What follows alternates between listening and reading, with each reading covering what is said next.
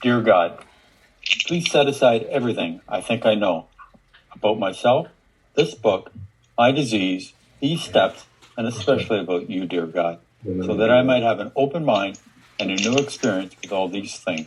Please help me to see the truth. Tony, don't forget to unmute, and it's all yours, bro. Awesome. Is everybody muted? Maybe you want to mute everybody, and that'll be awesome. I'm a recovered alcoholic. My name's Tony. We're going through a series over the next couple weeks. We're going to do the highlight or kind of the overview on the process of the steps, right? So my sobriety date's April 8, 1989. Did I say that? I'm a recovered alcoholic. My name's Tony, and I don't know if I mentioned that or not. I've had one hell of a day, so it's really, really good. So it's really good, a really good day, really good to be a part of it. So if we kind of go to page and how it works, how does it work? That is the question, isn't it? But if we go to how it works and we look at page 59, a couple weeks ago we looked at step one and we did I feel we did a pretty good overview. How many people were a part of that meeting?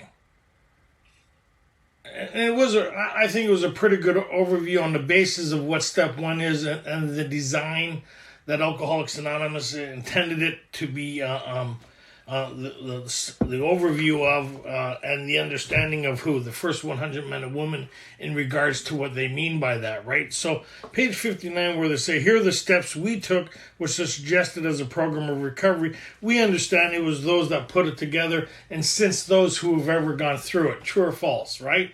That's why when they introduced this thing in the 4th edition, they talk about the story of how many thousands of men and women who ever recovered from alcoholism, right?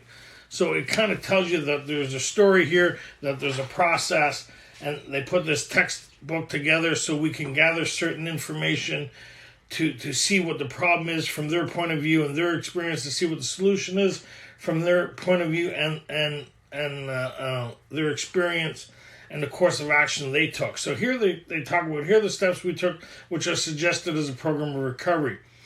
Where they go, 1, we admitted we were powerless over alcohol, that our lives had become unmanageable. So we see they're talking in past tense, not present tense, right? So if you were new and you were going through the process of step 1, as we did a couple weeks ago, you'd be saying, I still am powerless over alcohol, right? Because you have yet to find a solution sufficient enough for you to recover from this thing. We covered that in step 2, right? What they mean by came to believe that a power greater than ourselves could restore us to sanity. And they kind of like, I'm just kind of winging this thing. So if we kind of look at the basis of that, right, on page 42, I'm praying for a bit of guidance here as we go along. I'm hitting the ground running. I showed up a couple minutes, just enough time to brush my teeth and put on a shirt. No, I'm fully dressed. Freak people out. Beauty of Zoom. So if we kind of look at 42, it kind of has the basis of what this thing is. See, a lot of people, we covered it last week where they go, step 2 is this whole philosophy about their relationship with God. How many people has heard that before? People bring up step 2 in a meeting and everybody starts talking about their relationship with God. That's not what step 2 is. Step 2 is the solution to step 1. It's an overlay or an outlay of the process necessary to bring about a psychic change or spiritual experience, which is the purpose of step 2 is to introduce us to the solution to step 1. Because in step 1, what is the confirmation of that? That you actually have step 1 is the continuous of relapsing. And they don't tell you the time period of that. How many people's relapsed here? Right? How many people remember the first time where they said they weren't going to drink again and actually believed it? And we would, because we're ignorant to the fact of what alcoholism is, right? So our first obsession is us fixing us. Nobody in this fine group, right? Nobody's obsessed with themselves here. And we hear it. How many people have been to a meeting where somebody's coming back and they spend half an hour telling us how they're going to do it different this time? Mm-hmm. Right? I'm going to do this. I'm going to do that. I'm going to do more of the stuff that I relapsed on the last time, but this time I'm blah, blah, blah. Zzz, right?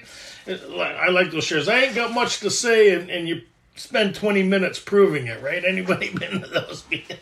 And just winding up and they start off again. Anyways. So here, let's do an outlay.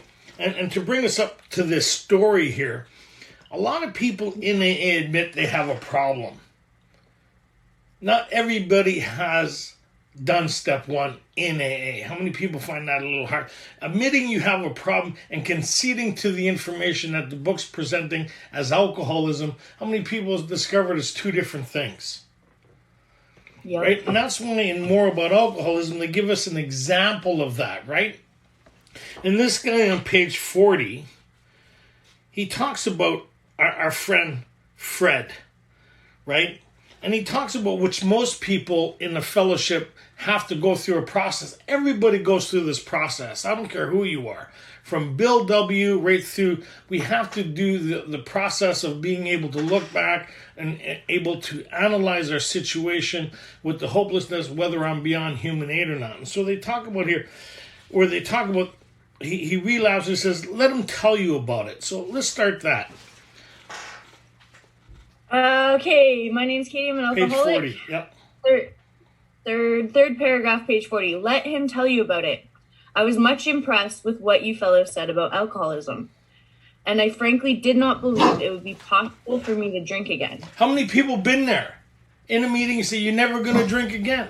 And you would pass a lie detector's test. How many people?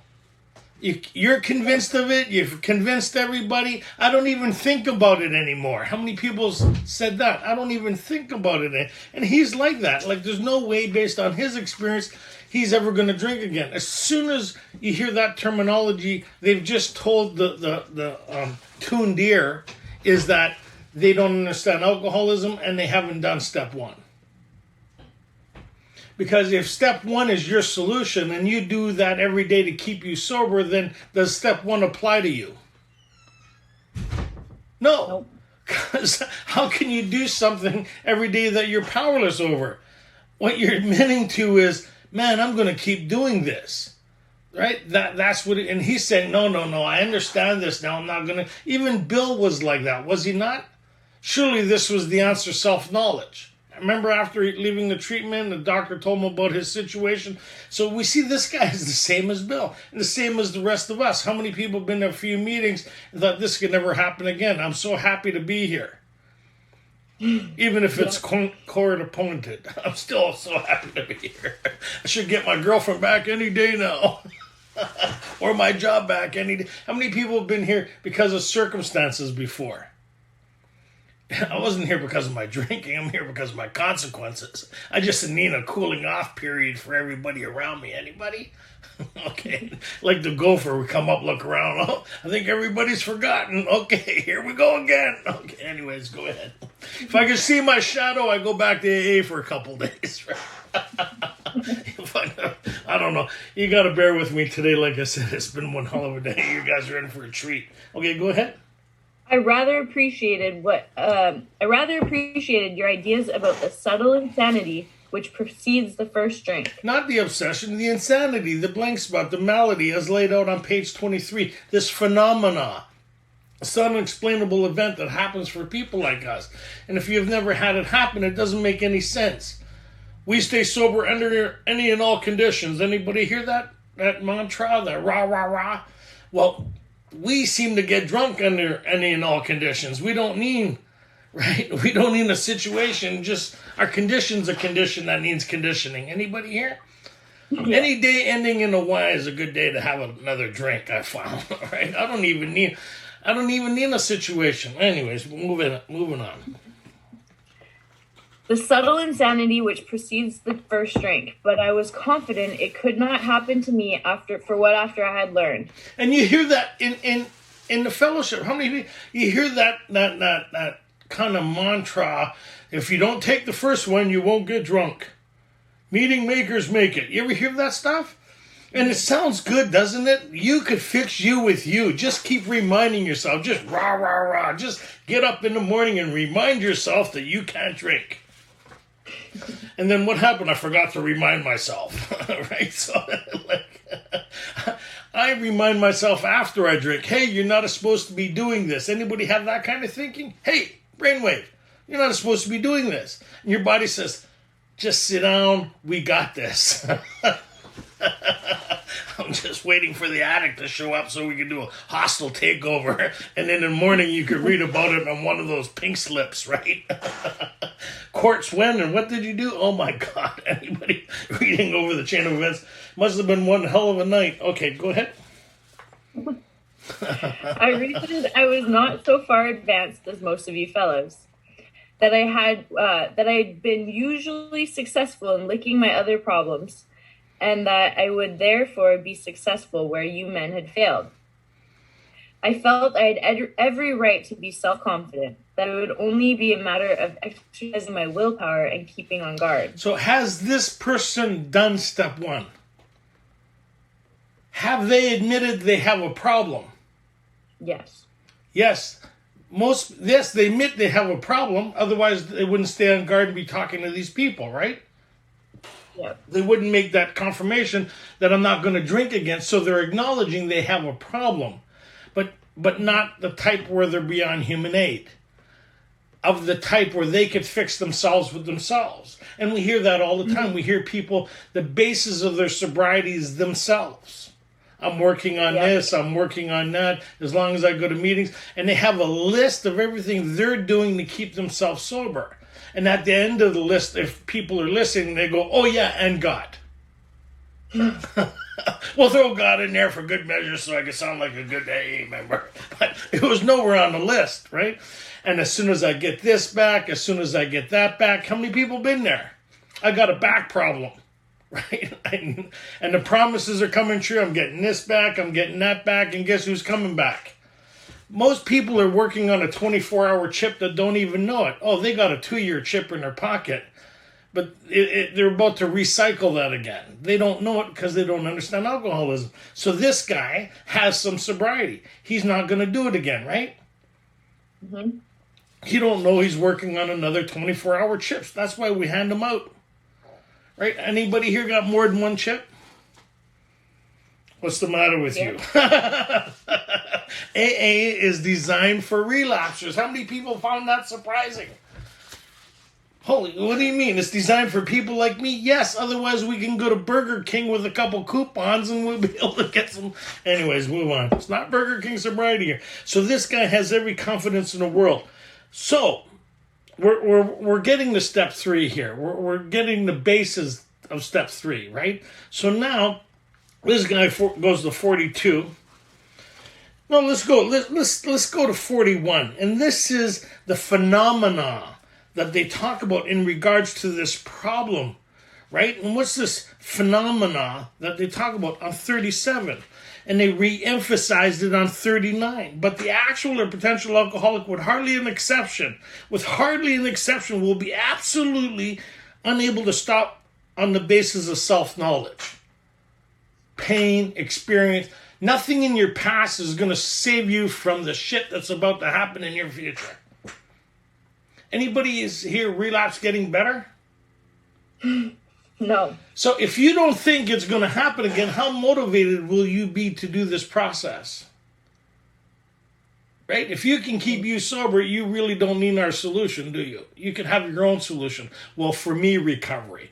My solution. Mine. Sounds like that bird on that seagull on that kids. What was that movie? Mine.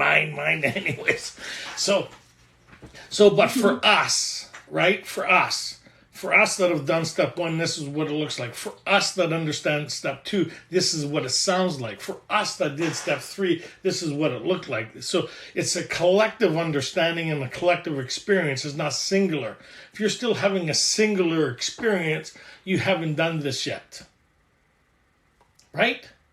Mm-hmm. So that's where they're saying that this understanding of step 1 is the basis of it. I'm going to continue to relapse. That's what I'm agreeing to. How many people like that step 1? How many people like the other step 1? Just surrender, acceptance, and remind yourself. Take it to a meeting. No matter what, even if your ass falls off, pick it up and bring it to a meeting, because we stay sober under any and all conditions. The mantra, eh? And your main speaker saying that shit, and then here you are still stinking of alcohol after 3 years going, it don't seem to be working. Well, you got to try harder. I don't know how much harder I just did 360 meetings in 90 days. I don't know. Got a 3-month chip after 11 years, and I drank again an hour after the meeting. What are you going to tell me? Find another sponsor. You must not have wanted it bad enough. Yeah. And then when I was approached by somebody with whom the problem had been solved, they took me through this process like we're doing here, right? And then it kind of catapulted me through the rest of the process, because I conceded to my innermost self that I was going to relapse again. So what we all do is what this guy did on page 42. So he was convinced that he was never going to drink again, right? So, 41. So as soon as he just finished relapsing again. And how many people have been here? As soon as I regained my ability to think, which is a problem for us because we're looking for an excuse now. What's the reason? Right?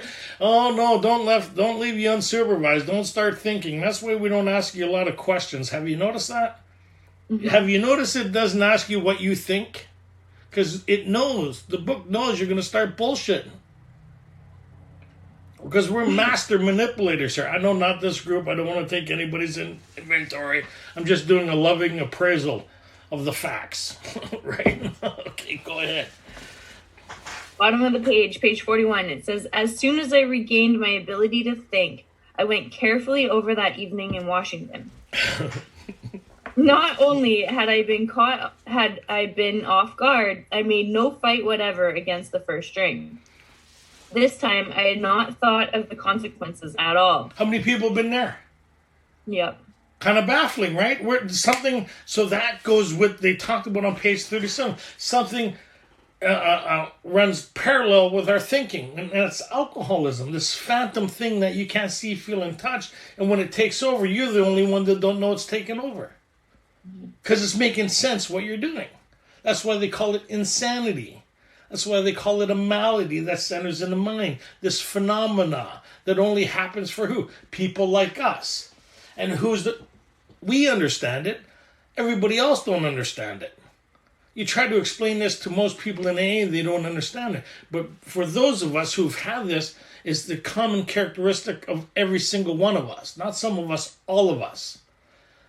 That makes us the real alcoholic, different than the heavy drinker or potential alcoholic. Right? Okay, go ahead. I commenced to drink carelessly as though the cocktails were ginger ale. I now remembered what my alcoholic friends had told me, how they prophesied that if I had an alcoholic mind, the time and place would come, I would drink again. And we understand what they mean by an alcoholic mind is the malady as described on page 23, not the spiritual malady, the malady that centers in the mind, the characteristic of this phenomena, that when it happens, we have no defense against the first drink, right? At certain times, not all the time, at certain. So we understand that now, right? So to have an alcoholic mind means I'm going to continue to drink. Yes or no? Yep. Right? And so what we have, so over here on the next page, this is what happens. This is why we get confused about this step or this illness, is because most of us think where they had said, though I had raised, go ahead from there. Oh, continue reading. Sorry, go ahead. Okay. They had said that though I did raise a defense, it would one day give way before some trivial reason for having a drink. Now, if you didn't understand alcoholism, you would think that's crazy. That's crazy because it's never happening again. You would argue the fact that anybody here, how many people's relapsed here? How many people, if someone said to you, you're going to do it again, would get offended to them for telling you that? You'd get pissed off at them for telling you the truth. I'm not going to do it again. Well, you've been doing it for the last 5 years. Yeah, but it's different this time. It is based on what? Well, because I mean it, damn it. I've hit bottom. I've hit bottom, and I have the gift of desperation, and I, right? Anybody? Oh, yeah. And you don't talk to that asshole again for telling you the truth. Stay away from those people. Who? Those big book people. Those people are a little disturbed. They're not quite right. They're going to talk about this thing as being an illness and making us beyond human aid and where you need something greater than you to fix you. Just go to meetings and just don't pick up, okay? Yeah, can you be my sponsor? Can we work on me for a little while? Yes, we can. You phone me every day and I'll help manage your life for you. Oh, thank God. I was looking for you my entire life. Would you like to start a relationship? Oh, no, sorry, that's a different meeting. Go ahead. Some of you are identifying. Look at some of you are picking up what I'm putting down, right? Okay, go ahead. Well, just that did happen and more. For what I had learned of alcoholism didn't occur to me at all. I knew from that moment that I had an alcoholic mind. I saw that willpower and self-knowledge would not help in those strange mental blank spots. I had never been able to understand people who said that a problem had them hopelessly defeated. But he's understanding now. Yeah. Because he's experiencing it. He's experiencing the wow factor. I can't believe this is happening again factor. I can't believe that everything I've done to make my life different, it's happening again. I'm going back to treatment again. I'm getting another 24-hour chip again. But I had 3 months, I had 3 years, and here I am again. How many people have been there? Interesting, right? So now he's getting ready to do step 1 as they did on page 30. They learned that they fully had to concede to their innermost selves that they're bodily and mentally different than their fellows. That's what we do here. In this basic text, we're learning about the disease concept of alcoholism. We're putting it before us to see if these characteristics, if we have them. As we look back, do I exhibit these symptoms of the allergy and this phenomena, this thing in my mind? Right? So when I look back, it's kind of like, so he's getting ready. He's prepared to start doing step 1 here. And he's going to do it with another human being, which would be a sponsor or a guide or somebody who's 12-stepping you, right? That, or what we're doing here. So he's getting ready to do step 1 for the first time. And what does that look like to do step 1? Right? And he's going to talk about that, right? Hopelessly defeated. I knew it was a crushing blow. Right? So you see it's a little different than page 40 here. His life's got his attention. Nobody else got his attention. He's got his attention, and he's disturbed because of the facts that were presented to him before that he believed didn't apply to him. So whether you agree it applies or doesn't apply doesn't change the fact that alcoholism has you. You don't have it. Big difference, because if you have alcoholism, you can do something about it. But if it has you, now you're in trouble. See the shift in thinking? So he's saying that it's a crushing blow. So he has that anxiety now that he knows it's going to happen again. So now he's got a couple members that are going to confirm this thing. Go ahead. 2 of the members of Alcoholics Anonymous came to see me. They grinned, which I didn't like so much. Insensitive bastards. Right? Anybody have those kind of people in your life? Keep them. Yep. They'll save your life. They will save your life, right? Go ahead. True. It's true. I didn't like so much. And then they asked if I thought myself alcoholic and if I were really licked this time. Right? I had to concede both propositions. Concede. Weighing the information, looking at what was being concede to it being true. To concede, not to surrender. Acceptance is the answer to all my problem shit. Concede to an innermost self. It's critical, the understanding of that, right? That's the bottom that they're talking about. This thing that happens within inside of ourselves. External situations happen, like they help, but we adapt. It's this internal one that created the shift. Remember when Bill was sitting at the kitchen table with Ebby? There was nothing major happening in his life. He was just dying of alcoholism. Nothing serious. He didn't find a solution to alcohol. And he was sitting there drinking while his friend was presenting this idea. And he conceded that this thing might be possible for him to have. That's the bottom that they talk about. The shift from the idea of me being my solution to possibly there may be something else other than me that could save me from the fate that awaits me. And that's another relapse. Does that kind of make sense? We on the same page with that? So it's a shift inside, right? Because who was his primary focus before? Himself. How many people been there? Yep. So it's a crushing blow when you sit there within your own experience and you realize there's nothing you can do and you're going to die an alcoholic death. That's a different kind of step one, isn't it? Mm-hmm. Right? And it's pivoting. It's life changing because it makes you seek something. What happens? Let's see. Go ahead. They piled on me heaps of evidence to the effect that an alcoholic mentality, such as I had exhibited in Washington, was a hopeless condition. Mind, mentality, this thing that happens in the mind, as explained on page 23, that you hear very few main speakers or people talk about. And it's the key second symptom in the explanation of alcoholism.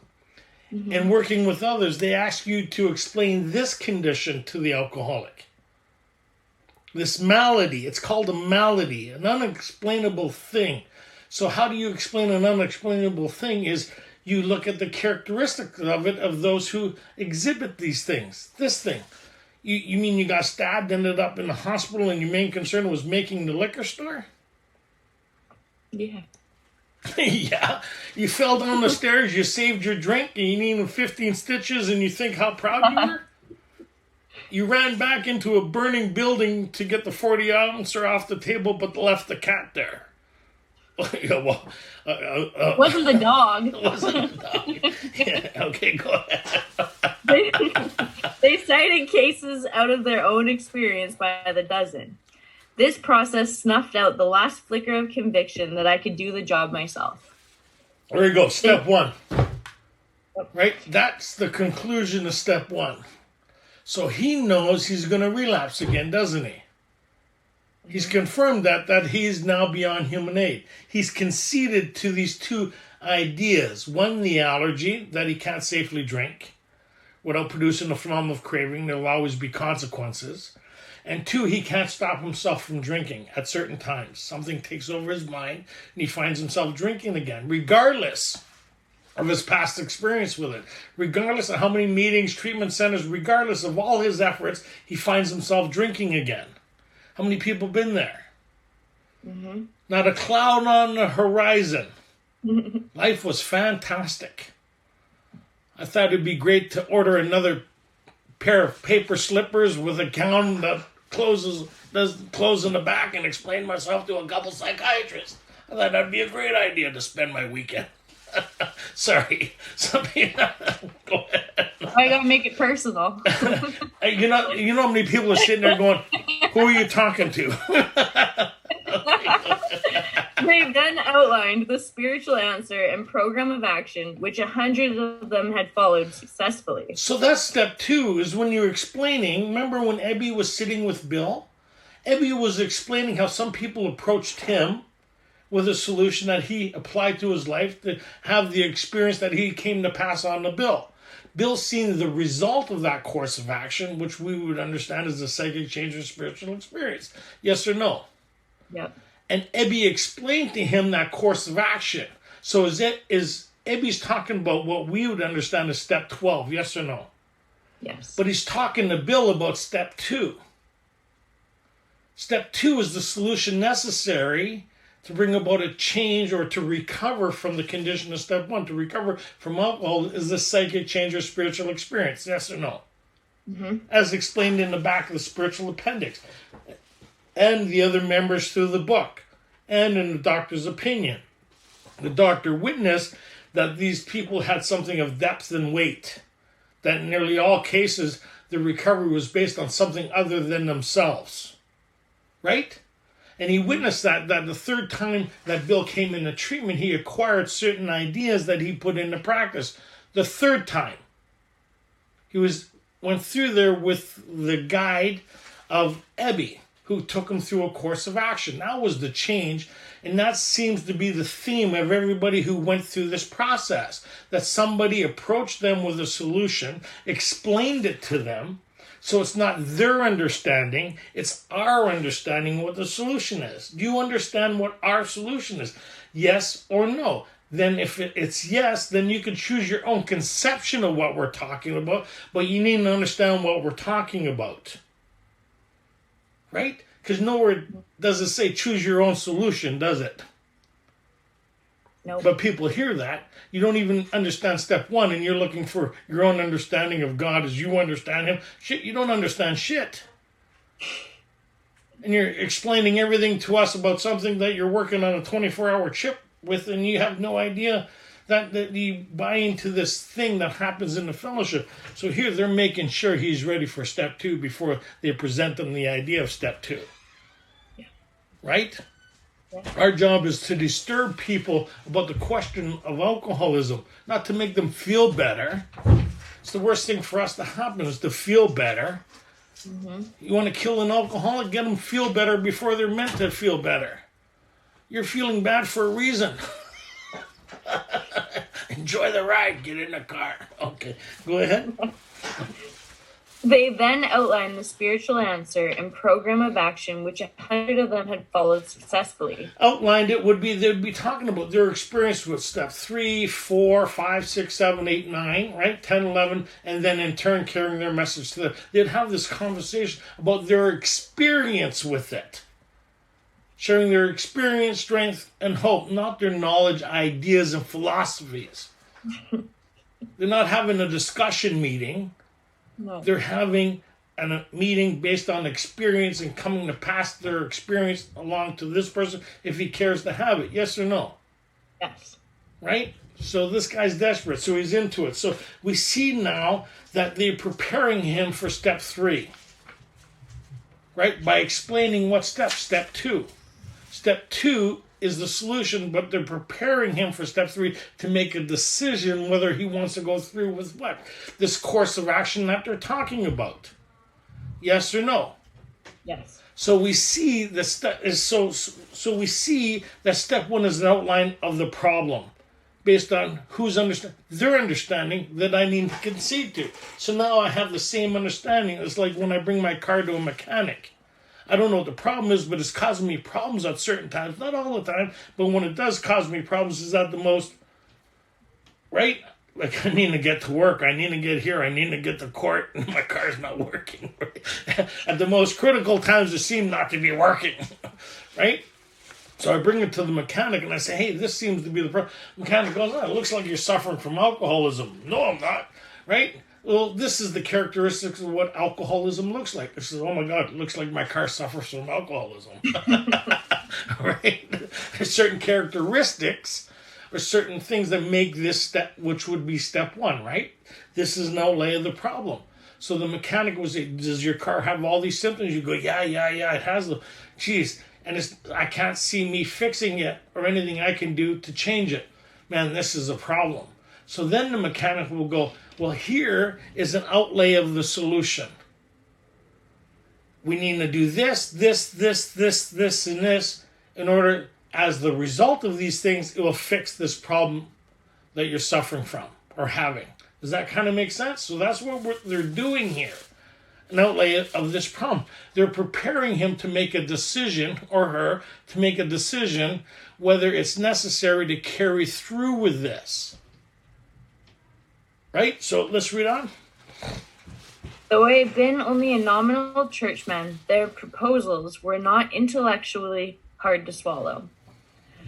But the program of action, though entirely sensible, was pretty drastic. Yeah, it is, isn't it?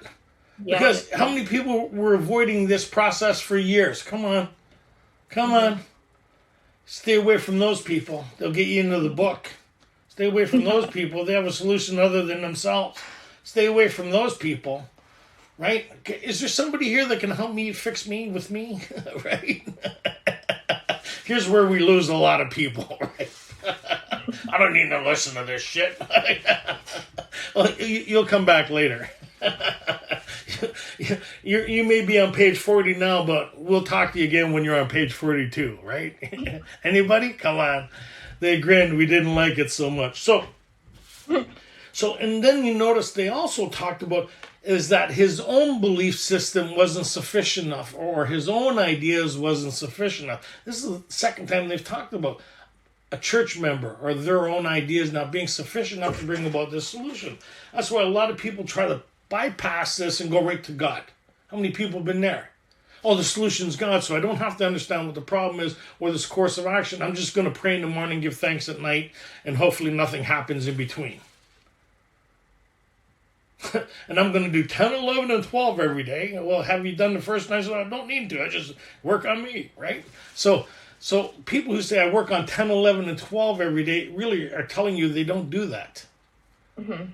Well, that's another meeting. Okay, so go ahead. It meant I'd have to throw several lifelong conceptions out the window. That was not easy. But the moment I made up my mind to go through with the process... Okay, so to what? The moment he made up his mind to do what? Go through with the process. Some of us have tried to hold on to our old ideas, and the result was nil until we let go. Absolutely. What do we need to obtain? I need to obtain the psychic change or spiritual experience that these members talked about, that the doctor talked about, that Bill experienced, that these guys talked about going through the book, that they explained in the spiritual appendix in the back of the book. I understand what they're talking about now. And I understand how to obtain that is through this course of action. He understands that. Does he not? So back up and read that again. So he understands step 1 now. Does he not? Yes. Totally conceded. Yeah. Right? So now he's beyond admitting he has a problem. He admits that there's something deeper happening here. He's conceding to the fact that he has an illness that has him. And left alone, he's going to die. Now they're presenting him a solution that could fix this problem. He doesn't fix the problem. Has you noticed that? He doesn't apply him to alcoholism. We have a solution for alcoholism. We don't treat alcoholism. Somewhere along the line, they started saying we treat alcohol. No, in step 1, you admit it's beyond on your pay grade. How are you going to treat something? It's like, anyway, I'm not going to say it. Let's move on before I... R-rated. Start talking about poop. But the moment I made up my mind to go through with the process, what step is that? 3. Yeah, 3. Right? So we see that he went through a process, and then we went through the experience here. So now let's go to where we are in We Agnostics. And so we see here that on page 44, the purpose of the book to this point. It tells us the purpose of the book to this point. The forwards, the preface, spiritual appendix in the back of the book, the doctor's opinion. It tells us the whole purpose to everything we've done so far. And what's that? Go ahead. In the preceding chapters, you have learned something of alcoholism. Yes or no, right? And so we just covered all that stuff. So in order for me to understand what they're talking about, I've had to do what they laid out here in their basic text. So now it's a collective understanding. Is it, or is it singular? It's collective. Right? And so I've done step 1 here, but then they talk about here. No, it's worth reading again. Go ahead, because it's a summary of step 1, 2, and getting us ready to moving toward step 3. A lot of people think step 3 starts on page 63. It actually starts on page 44, the introduction to step 3. How many people has heard that before? A little mind-boggling, right? How many people start to argue a bit? Come on. We do that here. We hear something new and we go into our brain to analyze it. We stop participating in the meeting, and I want to check in with me first, right? So let's check in with what the book says, right? Never mind what you learned, because remember, we're getting back to the basics and the language of the book, right? So you can ask questions later, but let's see what it says. Go ahead. In the preceding chapters, you have learned something of alcoholism. We hope we have made clear the distinction between the alcoholic and the non-alcoholic.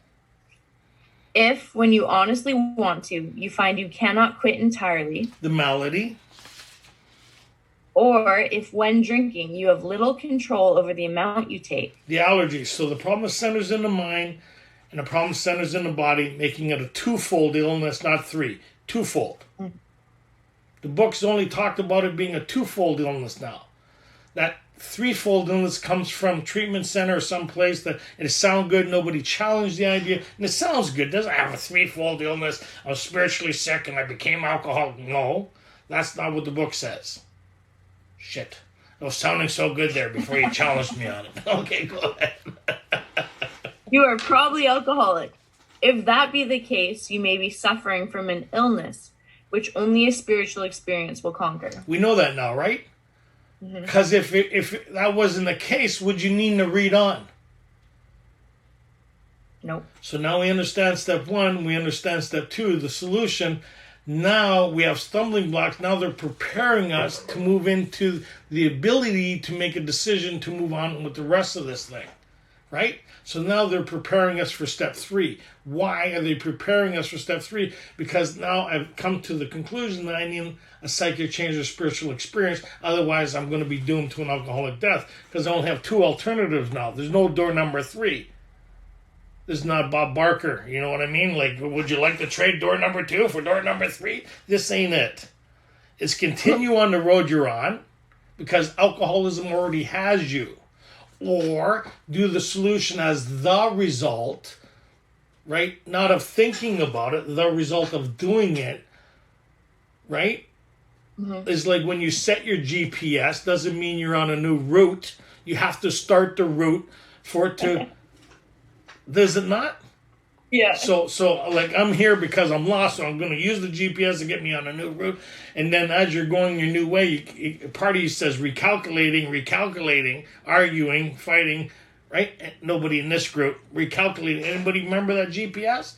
And somewhere along the line, it stops saying recalculating and takes you on a new route as the result of the shift, right?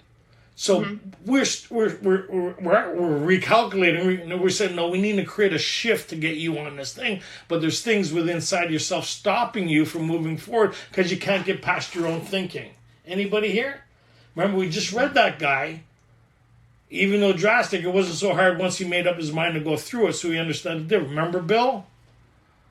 He talked with his friend for a couple hours to get him ready for the idea to come to the conclusion that it was only a matter of being willing to go through this process. It took him 2 hours of conversation. I said, Bill, all you got to do is be willing to do this. Well, wait a minute. Let me think about it. 2 hours later. No. Okay, so go ahead. To one who feels he is an atheist or an agnostic, such an experience seems impossible. Doesn't it? Because whose thinking are you using? Your own. Your own thinking. Has it stopped to say, well, let's see what you think about it? Has it done that yet? No. Because you know why? Because it knows it's not going to be good. Right? Nowhere says, well, let's take an intermission and let's go over your thinking about this. What do you think? You notice it says, well, we better keep moving here because before you have a moment and put the book down and go away and start thinking. Okay, go ahead. But to continue as he is means disaster. Right. So your life's got your attention now, right? But to continue as he is means disaster, especially if he is an alcoholic of the hopeless variety. Having an alcoholic mind. That is the hopeless variety that places you beyond human aid. So how many people's relapses here are getting better? How many people around you are looking forward to your next one? So how many people are still a little nervous about you and your recovery? Yeah. The sniff test takes a while sometimes, right? Come here, give me a hug. You tell how well you're getting by how fast people around you start answering the phone. You notice when you're new, a lot of it goes to voicemail. They do an assessment whether they should phone you back. Anyway, that's another meeting. Go ahead. To be doomed to an alcoholic death or to live on a spiritual basis are not always easy alternatives to face. We're the only group. Let you tell you about your mentality. To accept spiritual help or to die an alcoholic death. How long do I got to make a decision on that? Like, talk about the level of mental health. Looking back, it's like, what was I thinking? But in the midst of it, I was kind of like, geez, I don't know. To be doomed to an alcoholic death or to help spiritual. Oh, jeez. It's so painful to make a decision. Right? That's batshit crazy. Come on. Yeah. Huh? Absolutely. So to live a life beyond anything you could ever imagine, that's what these people ahead of me say, that since they've done this, they're living beyond anything they could ever imagine. And the promises have come true for everybody around them, including themselves. I don't know if I want that kind of life. I just, let me think about this. To be doomed to an alcoholic death, how painful will that be? How long do I have? Does everybody turn a little yellow when they get jaundice? No. Like that. Come on. Yeah, to even think that's a decision. Yeah. So we understand you're dying, you're drowning. Would you like a life jacket? I don't know. Not digging the color. That's kind of like it. You're drowning, you're going to die. Would you like a life preserver? But you have to kind of swim toward and hang on to it and go through the process. Get in the boat. We'll deal with your hypothermia and we'll get you some medical attention. Then you can come help other people get in the boat. I don't know. Kind of nice in the water here. Okay, go ahead. Great. But it isn't so difficult. About half our original fellowship were of exactly that type. At first, some of us tried to avoid the issue, hoping against hope we were not true alcoholics. Really? Because then we could be our own solution, right? Hoping against hope. See, step one's a pretty big step, isn't it? Yeah. It's a lot more than just admitting you have a problem. Because how well you do step one will determine the course of action you take from here on forward. And if you don't do step one very well, it doesn't mean step one has changed. It just means you haven't concurred to it yet. It means it's going to happen again, whether you agree to it or don't agree to it. Kind of funny, right? Mm-hmm. It doesn't matter whether you agree or not, but when you agree and you concede, at least it'll put you in a position of looking for a solution, would it not? Yeah. Right? And so what's our best persuader? Not the people around us. Nobody's story has ever made me stop me to seek help. Not even my own story for the longest period of time. Totally. If my story ain't enough for me to seek help, for me to want to stop drinking, sure as hell your story ain't. How many people's here before they relapse went, oh my God, I better not. I remember what happened to Sam. No. No one ever. Right? If your story's not enough to stop you from picking up, then you're in trouble. Because some of us got some pretty horrific stories, right? Beyond human aid. Okay, go ahead. At first, some of us tried to, hoping against hope we were not true alcoholics. But after a while, we had to face the fact that we must find a spiritual basis of life or else. or else what? Be doomed. Yeah. Oh, man, that's yep. Perhaps it's going to be that way with you. But cheer up. Something like... This book's got something... But cheer up. Yeah, but cheer up. Like how depressed you're going to be. Like, I'm dying of alcoholism. Like, I just shit my pants. I ended up in jail. I got no place to go. And you're offering me a solution beyond anything I could ever imagine to give me the life that you guys seem to be experiencing. What has my life come to? Like, could you imagine? How many people thought AA was the worst thing that ever happened to you? Right? Yep. You come in like you start, let the sentence begin, dragging you. Right? And then you turn to be the best thing that ever happened to you. How many people thought alcohol was the best thing that ever happened to you? To be the worst. So really, so what we're trying to do here is to get your cheese and your cracker on the same plate. Right down to that on the same plate. They're kind of separated by thought. So we're saying, okay, here's the cracker, put it over here, here's the cheese. At least they're on the same plate right now. Let's try to get them both moving in the same direction here. Okay? Go ahead. Perhaps it is going to be that way with you. Oh, I just read that. But it's worth reading again. But cheer up. Cheer up. Something like half of us thought we were atheists or agnostics. Our experience shows that you need not be disconcerted. So now they're going to go, we know you're going to start thinking here. Right, so let's go over a point here just before we get into the explanation of this thing. Let's recap something here in regards to your first obsession with us, which is you, right? We're our first obsession in fixing ourselves. That's the obsession that they talk about on page 23. This idea has to be smashed of rising from our lethargy and exerting our self-will. That's the first obsession that has to be smashed. The second obsession in sequence, really happens beforehand, is the idea that I can safely drink. So the two obsession is one is the great obsession is that somehow, someday, we'll control and enjoy our drinking on page 30. That idea has to be smashed, right? And the other one is I could fix myself with me and my own experience. That's the biggest one that takes sometimes a long time to really concede to. And so they're saying here, let's revisit this. Let's revisit the idea of you fixing you with you, because we know you're thinking, right? So let's recap. Go ahead. If a mere code of morals or a better philosophy of life were sufficient to overcome alcoholism, many of us would have recovered long ago. True? True. So how many meetings you been to with a better philosophy of life? Yeah. Discussion meetings, how I'm applying me to me. Acceptance is the answer to all my problems.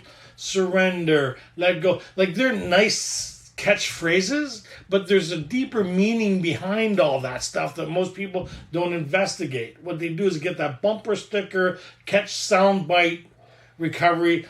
I call it soother sobriety.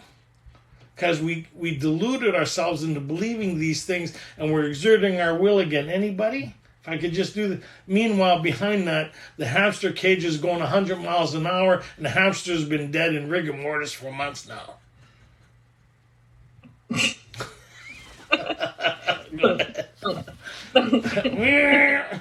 It's like anybody here. It's like you think you're kind of sitting in your chair in a meeting. You think, oh my God, so good. And then it's like being on a roller coaster. How many people have been on a roller coaster? You're sitting there and then it takes a, it starts to go click, click, click, click, click, click, click, click, click. You think, oh, this isn't too bad. Thought. And then you're getting higher and higher. And you say, oh, look at the view, isn't it? And then it starts, relapse. And then you come to at the end of this, holy shit, don't want to do that again. And you have a pause as it comes back into the terminal again. I'm never doing that again. You go, whew, that was close. Click, click, click, click, click, click.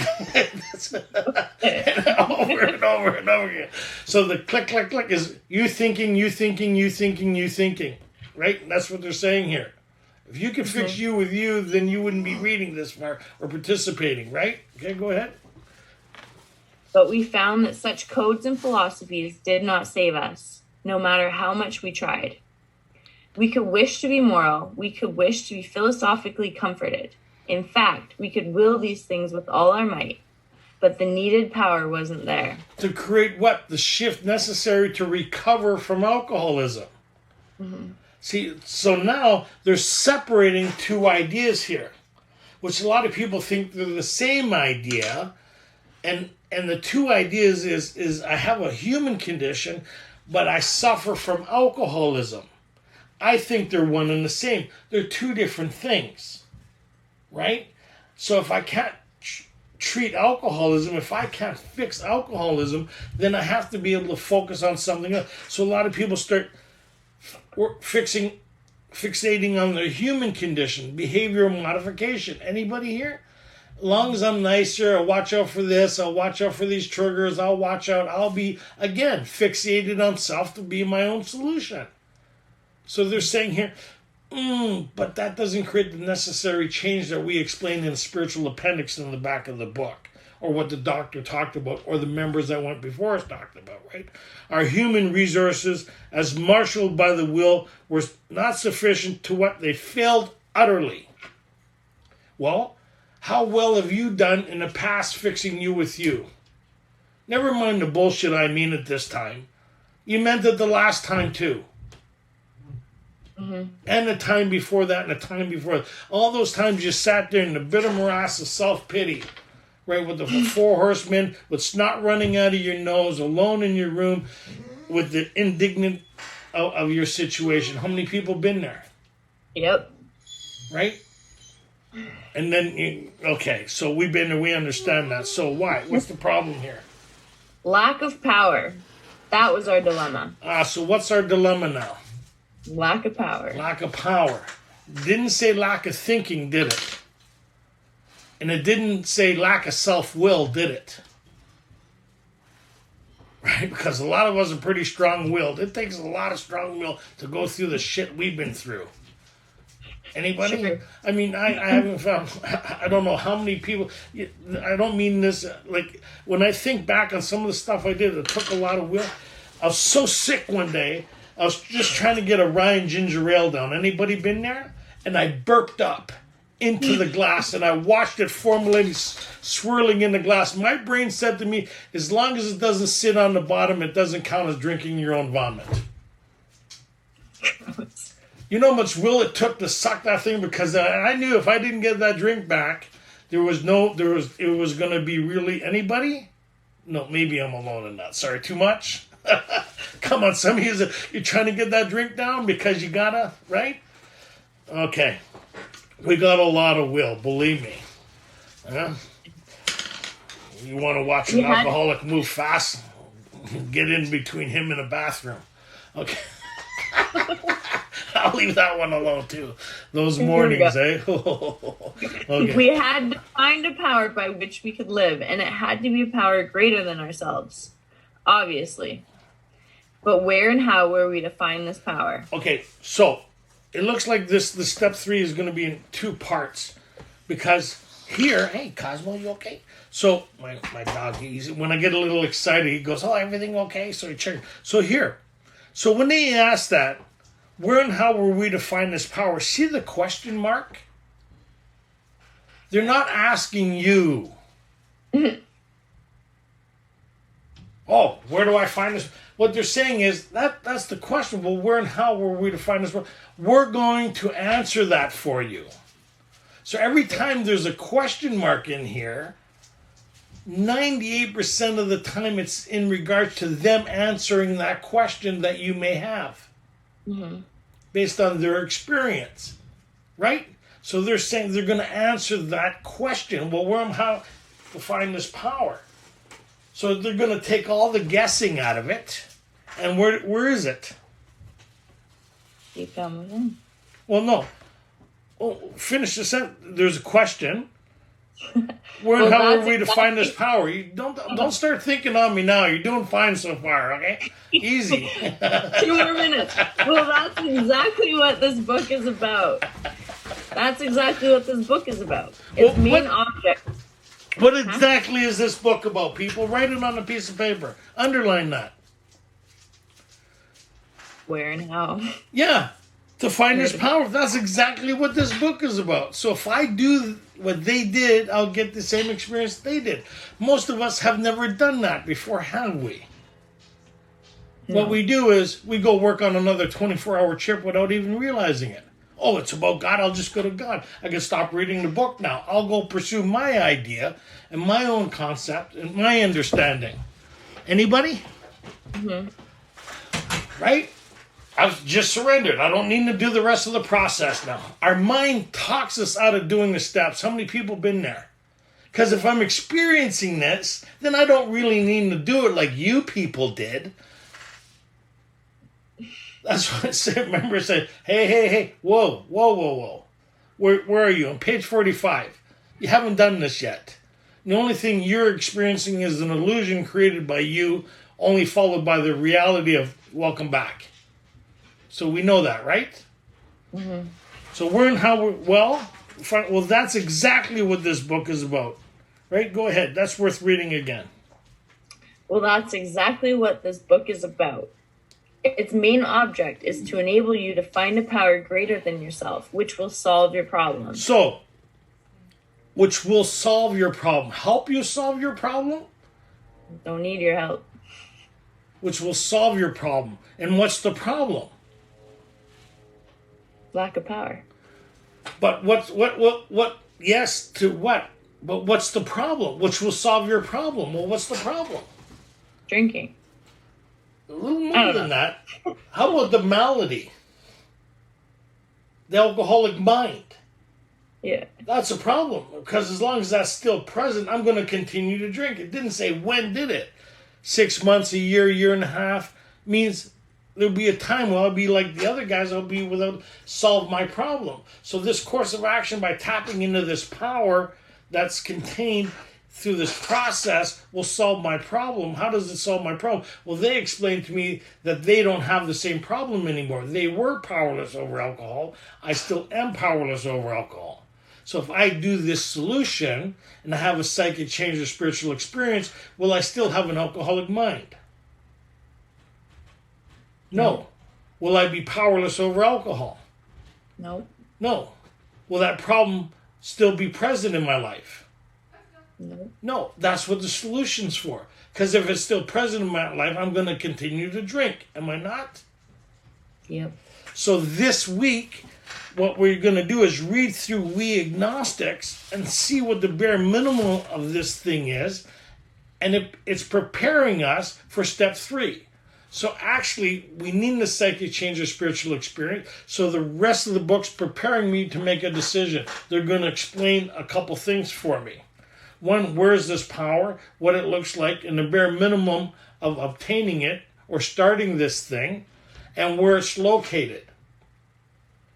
Yes, most people in the fellowship, hey, where and how do I find this power? They'll go on this big thing. They won't say, well, go through the book. And where's this power located? Ask people that this week. Hey, where's this power that they're talking about located? So what you're going to do is read the book this week, and you're going to find out what the bare minimum is to obtain this thing and where this thing resides. Because like a GPS, we know where we want to go now, right? And what's that? How many people are still here? Barely. How many people are thinking? Gotta go up there. A couple of people just sat up again, get deeper. I like people that sit, they go like this, then they start thinking. They go,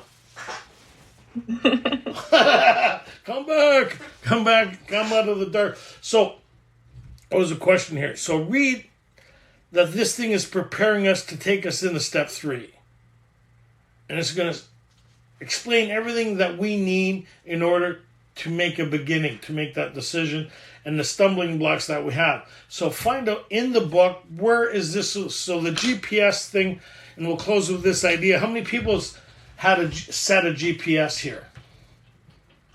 Or I've seen somebody set one. So what you do is you punch in the coordinates where you want to go. Right? Same when you look at a map, you look at the coordinates, it tells you where you want to go. The next thing you want to know is where you're starting from. You always need to come back to where you're starting from, right? So when you get off course, the GPS will go reallocating, meaning find out where you are to get you back on track. So in order to pursue this solution, we need to find out where the starting point is. Yes or no?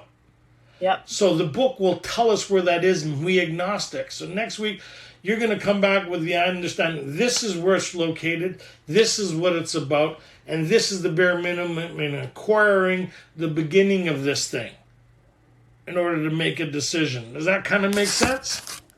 Okay, so that's the homework for this week, and then we're going to carry on. Awesome. Really appreciate it. Perfect. Thanks very much. Anyhow, we're kind of, hopefully we can get through this, but, who knows? I pray for a little direction before we start. Where we end up is where we end up. We're just at We Agnostics, for those who've been following along. We're doing a highlight summary of each step. This is series, so we did one a couple weeks ago. We did 2, right? We're getting into now the process of making a decision. So last week, a lot of people think step 3 starts at page 63, right? But if you kind of look at it on page 63, it kind of says we are now at step 3. So there's a process in getting us there. How many people kind of knew that? How many people is just discovering that? There's actually a process in getting there. You hear a lot of people think step 3 is something, just make a decision to turn your will in your life. Well, what does that mean, and how do you do that? Because if it was as simple as being able to do that, a lot of people give you the impression, I make a decision to turn my will and life over every day. Well, if you were capable of doing that, we wouldn't need the rest of the book, would we? So if you're able to formulate a relationship with this power sufficient enough to bring about this change, if you're able to do that just by making a decision, how many people like that idea? Of course. Yeah, I like that. How many people like the idea of you have to do the rest of the steps? Not so much, right? So remember, we're dealing with a part of our brain that tries to talk us out of stuff. Not this fine group, right? But our brain kind of says, well, if I'm already feeling this, experiencing this, then I don't have to do this. Oh, how do you know? Any relapsers here? How many people thought they had it all going on before, followed by a 24-hour chip? So there's a lot to this stuff. Otherwise, when you look at from page 44 to 63, there's a lot of information to get us to the place of confirming our decision. Where does it start? Well, it actually starts on page 44, right? Because there, if we didn't need a psychic change or spiritual experience that they talked about here, right? So if you kind of look at the second paragraph, you want to read that. We've covered a lot last week, right? And so hopefully next week we'll also add this to the series so you can get caught up. But this is a summary of what we're doing here. So go ahead, second verse, second chapter, page 44, or second paragraph. Second paragraph? Yep. Had a long day at work. Okay. I haven't even showered or shaved yet. Just put on a nice shirt and sat here. So be grateful we're on Zoom. Believe me. Okay, go ahead. We are. We definitely are. Yeah, me too. To one who feels he is atheist or agnostic, such an experience seems impossible. What experience? Is this psychic change or spiritual experience? Because we see now that our fate is we're going to relapse again. That's what we made a decision in step one, is we conceded that this is our fate. That's alcoholism, right? We agreed to that. Because if it wasn't so, then we wouldn't need to go on. It'd be a one-step process. Mm-hmm. Right? If just admitting and surrendering and accepting and all that stuff was enough, then we wouldn't need the rest of the steps, would we? People say, well, I need to change, well, then it would be a behavioral problem. Then you didn't do step one. So step one reiterates that I suffer from an illness and it has me, I don't have it. Big difference, right? There's nothing I can do about it, but they're saying we have a solution for you, right? That you don't apply to it. We have a solution for it. Big difference. I don't work on my alcoholism because I agreed in step one it's beyond my pay grade. Are we kind of all on the same page here? That's what it means to be powerless. If I wasn't powerless, then I could do something about it. And if my problem was after I drank, then I wouldn't be powerless, would I? Just don't drink. So if my problem is after I pick up, then step one wouldn't apply to me, would it? Nope. Because then I wouldn't need a psychic change or spiritual experience, would I? I would be able to rely on who? Myself, which is my first obsession. I know nobody else here. We think alcohol's we're our first obsession. Anybody spend more time thinking about you than you? Right? That's where that guy comes up. He says, you're always on my mind. And we say, I was always on my mind. Right? Anyways, you'll find that funny later. Okay, go ahead. But to continue as he is means disaster. How many people looking forward to their next relapse? Nope. Yeah, it's not funny anymore. It means disaster, not only for us, but everybody around us. How many people experience a lot of collateral damage when they relapse now? It ain't funny, right? There's nothing. So we're past the point of the idea of I never want to drink again. So we're like Bill. We're having the same experience as the collective of the first 100 men and women. I never want to drink again. I've already conceded that I can't safely drink because of the allergy. How many people are like that here? I don't have a consequence problem anymore. I have the illness of alcoholism. That shift has happened. How many people used to have a consequence problem? Yep. But then when you actually do step one, you see I have alcoholism. That's why I always have consequences. That's where they talk about to be doomed, right? Go ahead. Means disaster, especially if he's an alcoholic of the hopeless variety. And so you got your pen and paper there? What do they mean by, especially if he's an alcoholic of the hopeless variety? write down what the first thing that came to your mind was.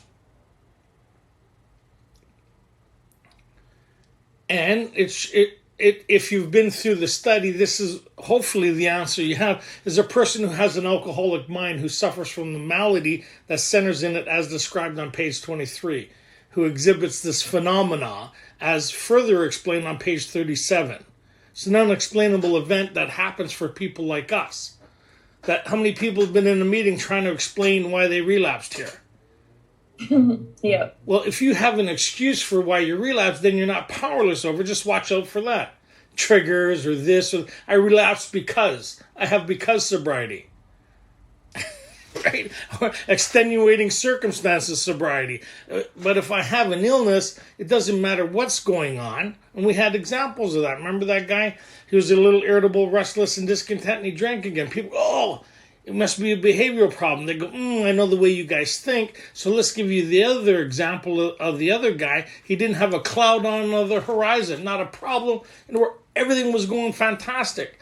And then you get the genius-type minds like, see, he was too happy. So you can't be too sad or you can't be too happy. Like, it's just crazy, right? So, no, because he has the malady, right? Okay, go ahead. To be doomed to an alcoholic death or to live on a spiritual basis are not always easy alternatives to face. Only for us, that's not easy alternative. To die an alcoholic death or to live happy, joyous, and free like the people around me are living. How long do I got to decide? Like, that's crazy in itself. Like thinking, no, do I got a week, a couple weeks? No, you got till your next drink to decide. Because it's coming, right? Either you make a decision to pursue the solution or the illness will make the decision for you. There's no kind of leeway. A lot of people are in between drinks and don't know it because their illness is lying dormant. Why is it lying dormant? Because they haven't experienced a psychic change or spiritual experience. Correct? How many people thought they had some good sobriety going on followed by a 24-hour chip? So, and then when you look back on it, it's baffling. That's why they call it baffling, right? Cunning, baffling, and powerful. We think we'll be able to see it. No, we're saying if it lies dormant, who's the last one to know? Oh, here's this. How many people here has started drinking and then their brain tells them they shouldn't be doing it? Yep. You're 2 drinks in or half a drink in, you go, oh my God, I'm not supposed to be doing this. Your body says, oh yeah, just keep them coming. Just keep them coming. The addict's going to show up in a minute and we're doing a hostile takeover and we'll let you know when we're done with you. Right? See you in a couple days. See you in a couple days. Kicking and screaming. Okay, so here everybody's having the same problem, right? I can't get sober. The atheist, the true believer, and the agnostic, they're all having the same problem. What's the problem that we covered last week is on page 45 is we've seen that better morals or better philosophies don't save us. Anybody been there? Acceptance, surrender, all that stuff. How many people's done it? Be nicer, open a door for people, right? All that. I'm going to be nicer. I'm working on this. I'm working on that. And inside you're, no, sorry. Maybe just me. Like, anybody batshit crazy here? Smiling at a meeting, your eyes look like pinball machines. It's like, I got serenity, acceptance. I lit some incense this morning. I'm spiritual. I'm like batshit crazy. You just kick the cat through the screen door like you're batshit nuts. 5 minutes before the meeting, you get the serenity look. Hi. Can I share? So the stage character. Anyhow. So we see working on ourselves don't work. How many people convinced of that? Yep. Right? So we need a solution other than self-based. So that's where they're saying here, well, what's our problem then? Right? So our human resources, start from there, just near the end, starting in from the first paragraph, our human resources. Everybody sees where it says that? Just before lack of power? Yep. Okay. Our human resources. Go. Yep. Our human resources, as marshaled by the will, were not sufficient. They failed utterly. What makes you say that? Here's a chip. Here's another chip. Right? Huh? Right? No, because a lot of us get better. How many people here get better? Your relationship gets a little better, your jobs get better, your life gets better, things are looking good, right? The promises are coming true. You got a job, you got some bling, you got some this, you got some that. You think the promises are all external things that are happening. I got this back, I got that back, and guess who's coming back? Because the focus isn't correct, right? Okay, go ahead. Lack of power. That was our dilemma. So on a piece of paper, write down what is our dilemma.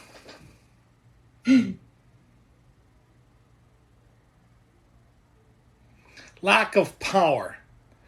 And so you go, what do you mean by that? Well, lack of power to create the change necessary that they described in the spiritual appendix in the back of the book, and what the other members or the people that put this together described, right? The change that came over. Remember they talked about the different members or different stories in here where they experienced this change from the doctor's opinion, Bill's story, and then they talked about the different members who accepted the spiritual program outlined in here and they had a profound change.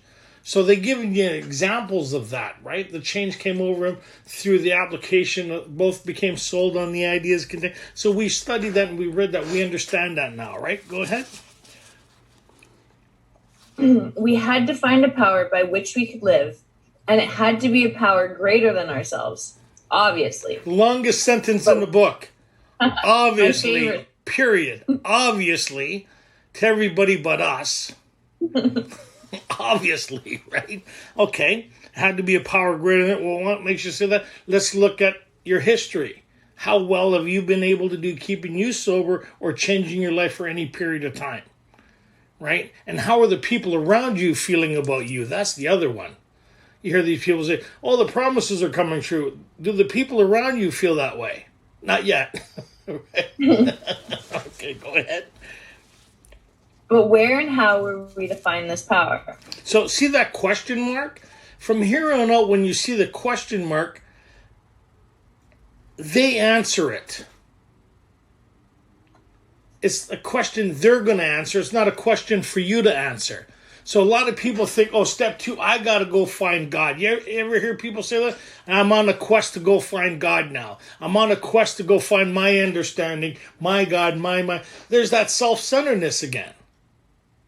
Right? But we don't know that because everybody around us is telling, well, come up with your own idea, God. Well, how can you come up with your own idea, God, if you don't understand our solution? Don't you need to understand our solution first before you can come up with your own conception on what we're talking about?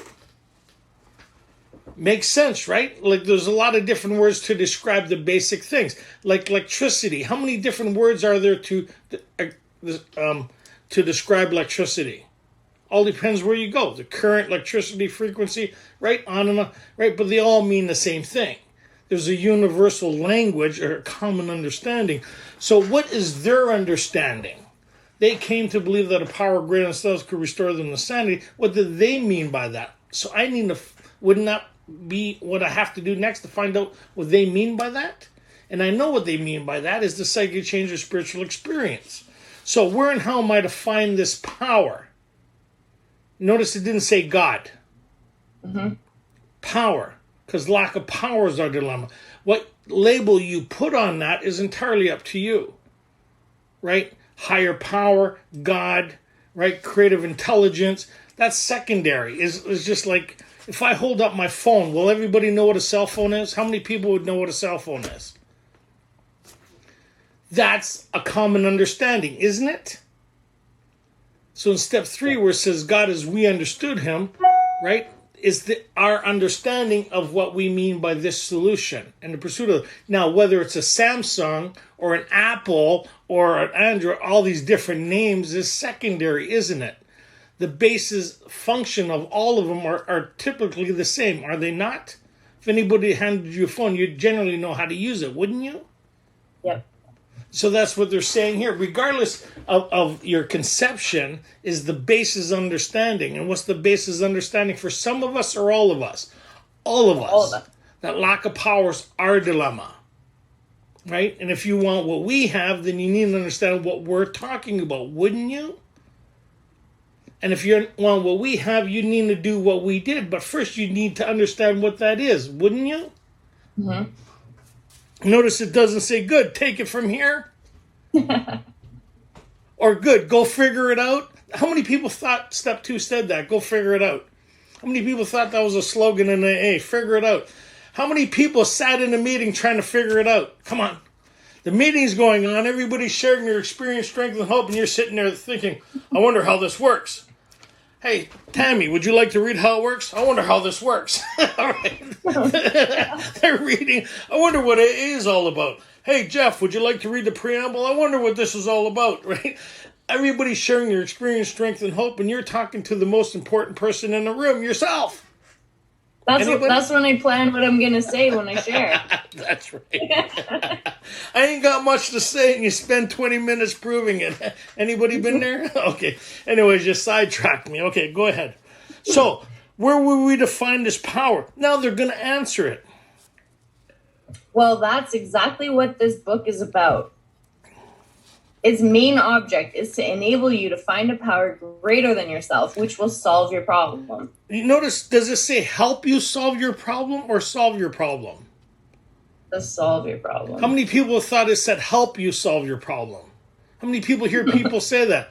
I need to find this power to help me solve my problem. If it needed your help, then it wouldn't work, would it? Well, no. Whoa, that's deep. Let's ponder that for a second. That's an overload. I kind of feel hurt by that. No, but that's the idea, right? Is the humility, realizing that I'm not sufficient enough to change my life. That's why I'm pursuing a solution, and they've already found one. So all the work's done, right? So if all the work's done, so what's the problem? Is my thinking in the beginning and pursuit of this, is it not?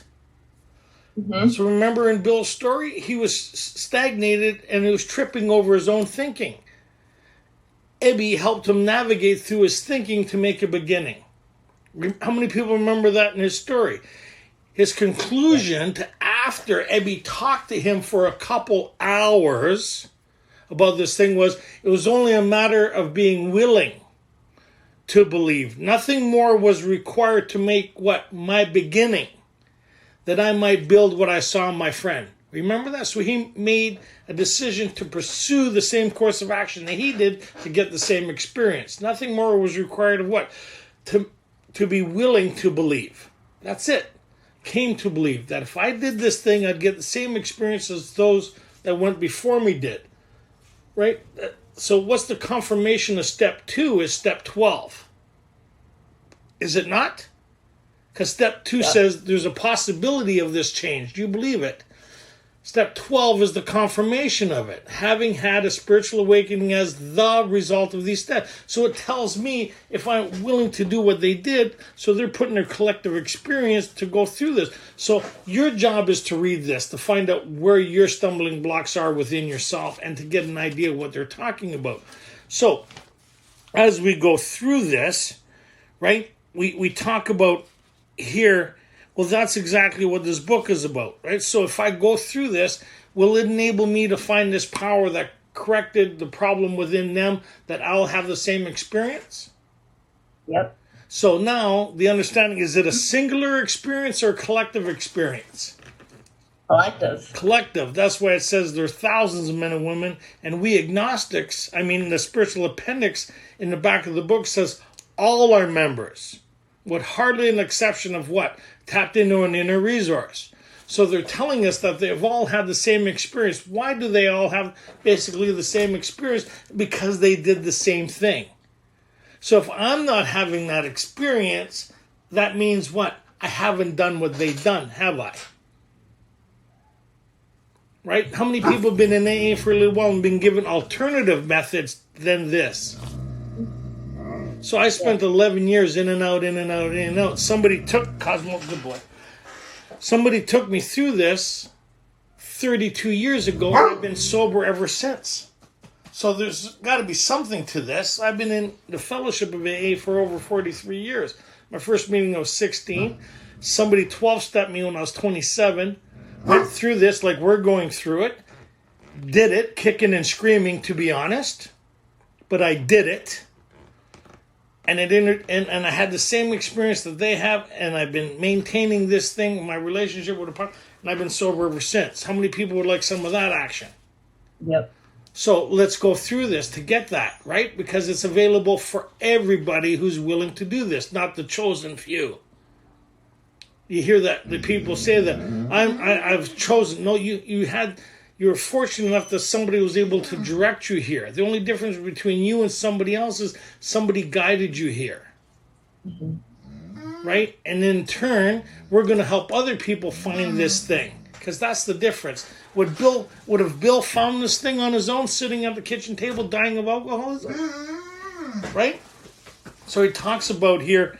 So what he did was Ebby found him, right? And that's where most of. So let's go with next page 46. We're just going to hit some highlights. We have agnostic temperament have had these thoughts and experiences. Let us make haste to reassure you. We found that as soon as we were able to lay aside prejudice and express even a willingness to believe in a power greater than ourselves. Even a willingness. That's all I need to do, a willingness. What that translates into, this is how guys, they explain this to me. Because I was kind of a street thug Neanderthal when I got here, right? I got a PhD in street education. Dying of alcoholism, puking green bile. Like, I'm not the fine specimen of a human being you see today.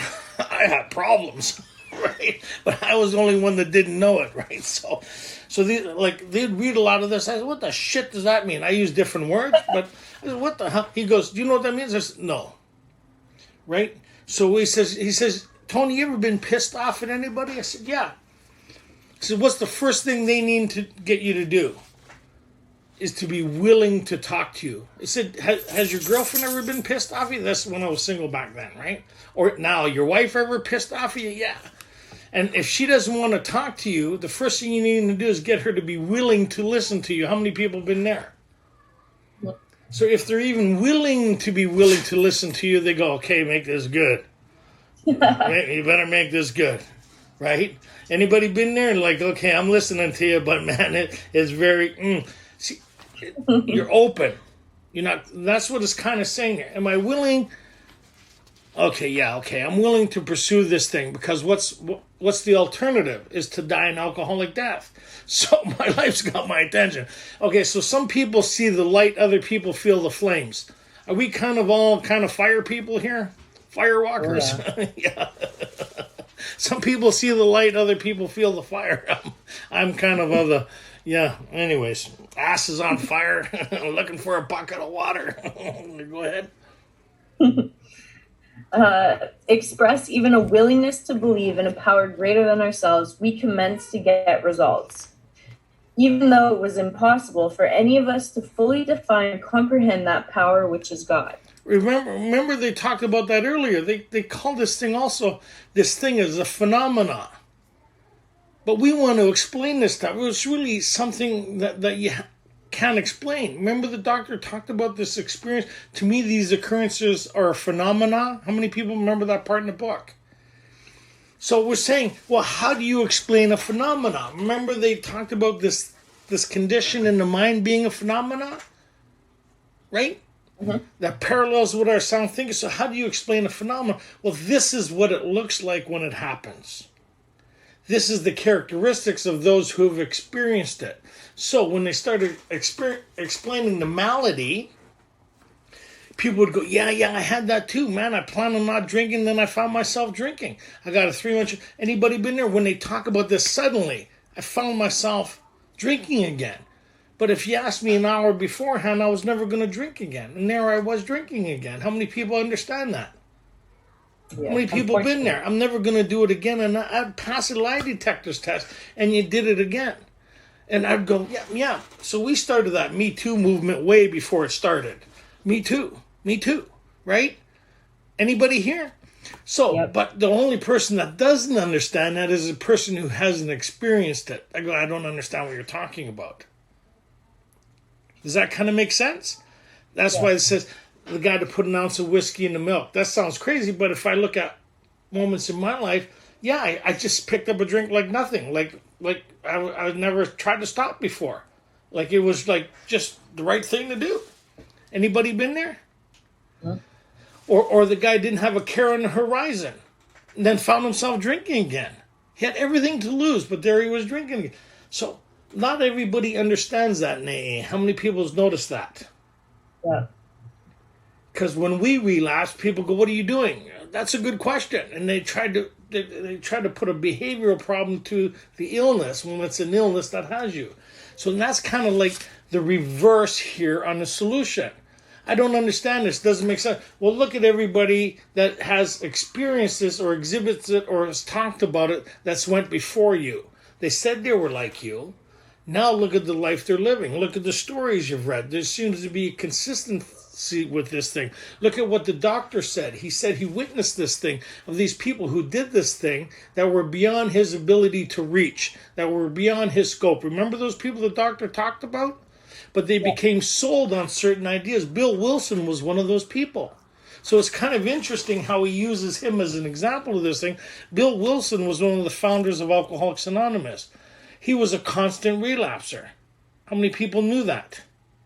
Yeah. How many people know he went to treatment 3 times? So there must be more to this than just not drinking, right? Because the second time he was surrendering, he was willing to do anything. He had the gift of desperation.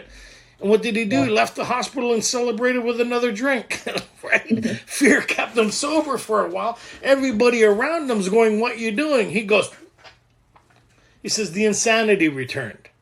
Remember, he described the illness now. But what was missing was the solution. So that would be his story consistently. If he came to AA, would that be his same story? Would he have the same story? Yep. Yes, until somebody 12-stepped him that took him through a course of action, his story would be the same. How many people's here story has been the same?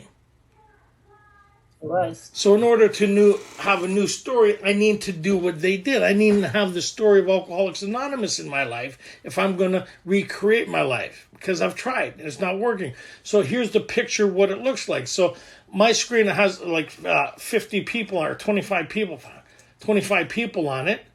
Right, there's 50 people here. You'd hear a lot of different experiences. Those who haven't been able to get this thing quite, who's been really trying. And then there are those who have a new experience that used to be like that.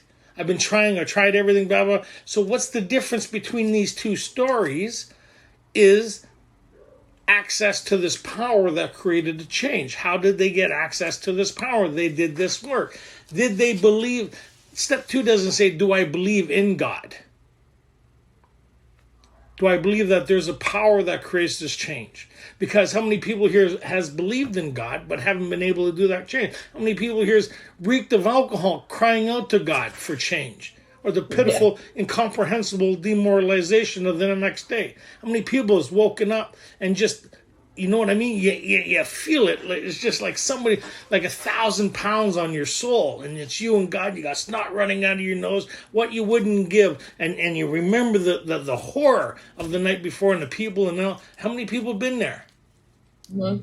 Normal people would change. That's where they say the jaywalker. If he was normal, you'd think he'd cut it out, right? But us, we're afflicted with this illness. So these people here are saying, are you willing to believe? You hear a lot of people who talk about step 2, and this is where they do a disservice, or they don't know they're doing a disservice because they were taught that. They start talking about their relationship with God in step 2, and that's not what step 2 is about.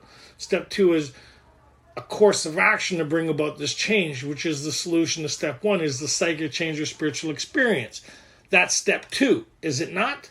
Came to believe that this change could bring about recovery from the problem in step 1. Came to believe that a power greater than ourselves could restore us to sanity. If I have an alcoholic mind, I need a shift. Well, what's that shift? Is the spiritual appendix in the back of the book. This is what it looks like. Well, how do I experience what these people experience? I need to do what they did. Well, how do I do that? Are you willing to believe? That's it. Are you willing to believe that it might be possible for you to experience this? Okay, there's more to read. So let's go on. So here, it talked about much to our relief. There we go. Let's go with that. Much to our relief, we discovered we did not need to consider another's conception of God. Our own conception, however inadequate, was sufficient to make an approach and to effect a contact with him. As soon as we admitted the possible existence of a creative intelligence, a spirit of... So hold on. Look at all the different wording here saying the same thing. Yeah. We don't care your conception. Your conception isn't working for you, but we don't care. Do you believe that there's a power that you can get access to? That's the bottom line. If you want to attach it to your understanding, that's fine. But we need to redefine how we look at this thing. Does that kind of make sense? How many people is that making sense to? Yeah. Right? Because my understanding wasn't sufficient enough to change my life, or my prejudice, or my preconceptions, whatever it is. Something needs to change in order for me to recreate my life, yes or no? Something needs to shift within inside of me so I can experience this thing. Because if I don't experience this thing, it could very much cost me my life. I don't know if anybody's there yet, but man, there's nothing about another relapse is appealing to me. Because now I'm on a life and death errand. It's not about getting drunk anymore. It's life and death. Anybody there? Yeah. Right? Okay. So let's go again. Go ahead. As soon as we admitted the possible existence of a creative intelligence, a spirit of the universe... Possible existence of it. Like, yeah. Is it? Yeah, okay, possibly. Then it's the shift in that understanding again. But no, then you ain't going nowhere. It's going to take a few more relapses to get your attention. Anybody? So what makes us willing to believe is our ass getting kicked by alcoholism. That's it took another whooping. Okay, what's the solution you're talking about? Right. I'll do anything now. Yeah, for at least 2 weeks. But once I get feeling better, I'll take it from here, folks. Come on, see, we're not right, eh? We're not. That's why a lot of people never really do step one or really understand what they're up against. They do a skim coat. Oh, I admit I have a problem. That's not the same as doing step one. Doing step one, admitting you have a problem, is two different things. Come to believe that a power greater than yourself can restore your sanity is different than your belief in God. You see the differences here? There's an underlying theme to these things, right? Okay, go ahead. Spirit of the universe underlying the totality of things, we began to be possessed of a new sense of power and direction, provided we took other simple steps. Provided that we did what? Took other simple steps. Because a lot of us create a euphoric feeling in our brain. Anybody able to do that here? We create this euphoric kind of thing based on our own thinking, and we mistaken that as change. I call that evangelical sobriety. You never really did nothing, but man, you're feeling good about it now, right? You're feeling good about it, and you ride that wave, and you think you got this thing because you had a shift in your thinking, but you haven't done anything, have you? It's like going to an airport and seeing everybody go somewhere and say, yeah, you can go there too. And you go, wow, I can go to all these places, these people. Yeah, but you got to get a ticket. Right? A lot of us want to go somewhere. Do you have a flight plan? Can I see your itinerary, please? Huh? What? This is our itinerary, and we're going to look at the flight plan. We know where we want to go. We know what we want to achieve. Now we got to get ready to go through customs. And some of you should take your time going through there and recheck your baggage. That's what they're saying here. Like step 5, step 4 is getting ready to go through customs. Right? Or my sponsor called it witness protection. Says my sponsor says you're in need of witness protection, but you need to rat yourself out first. And when you do that, we need to protect you from somebody who's trying to kill you. So who's trying to kill me? He said you. You need witness protection from you. You need a new identity. You need a new handler. You need a new whole. I said, okay, put me in witness protection. I've been in witness protection now 32 years. Haven't tried to kill me once in that time. That's pretty cool. Anyways, segue. Sorry. Go ahead. We found that God does not make too hard terms with those who seek him. To us, the realm of the spirit is broad, roomy, all-inclusive, never exclusive or forbidding to those who earnestly seek. It is open, we believe, to all men. Everybody. Okay? When therefore we speak to you of God, we mean your own conception of God. So that means like this. I have an Apple. You have a Samsung. If both of us are not connected to the network, we both have the same problem, right? So this is saying the understanding is lack of power to be connected to the network so I can utilize my phone correctly as it was designed. We're both having the same problem. We're having a network problem. We need to get connected to it. Once I'm connected to it, I'll have everything I need to utilize my phone. Anybody have a phone here? When you're not connected, it's useless. You can look at pictures all day. Anybody? And that's kind of like our sobriety, right? You look, no bars. It's just you and your pictures. You and you. Let's go over this again. This thing. So if I'm going to have a different experience, be able to use the navigation system and everything else, Facebook or where all the stuff to utilize the phone as it was meant to be used, I need to hook to a network and I need data. Anybody? Yes? Yep. So it doesn't matter what kind of phone you have, that's the basis. And that's what they're saying here. Yeah, that's your conception, but you're having the same problem I have. Right? We need to get hooked to a network. Lack of power is our dilemma. Is that kind of cool? Analogy? Right? Okay. So let's look down. We need to ask ourselves about one short question. Next paragraph. We needed to ask ourselves but one short question. Do I now believe, or am I even willing to believe that there is a power Holy shit, listen to that. You know what? We're trying to give you as much wiggle room as possible. We know the people we're dealing with. I know you'd much rather die, right, than to believe that there's something that may give you a different way of life because of your thinking around the conception or the concepts of God and spirituality and all that other stuff, right? You say, right? Because we're thinking we're entering a jail sentence. Oh, spirituality. My thinking here was, oh my God. Like this is back, you got to remember, like when I went through this, my understanding of spirituality meant I can't have no nookie till I get married again. I got to get a haircut. I got to join the church. My concern, what it looked like. And before I was halfway through, I said, what an order. I can't go through with it. I talked myself out of this shit before I even got into it. Anybody like that here? I got to go get a tambourine or go stand. I got to go sell flowers or do something, right? Go door to door. Like, I don't know about the spirituality. Nothing wrong with that if that's what you do. But if it's a stumbling block for you, then it's a problem, isn't it? Yeah. So here they're saying, hey, are you willing to be willing what? That there is a power that you could get access to create this change. To be willing, for God's sake. Like, we're rooting for you, but you know, like, come on, we're rooting for you. Like, come on, it's like trying to talk a kid into eating an ice cream. Like, come on, you really want this ice cream? No, I don't want. And then they get there, just, oh man, this is the best thing. Yeah. Okay, go ahead. Do I now believe, or am I even willing to believe that there is a power greater than myself? Again, power. Because what's our problem? Lack of power. And as you go through this, we call it God because it sounds better than a peanut butter sandwich.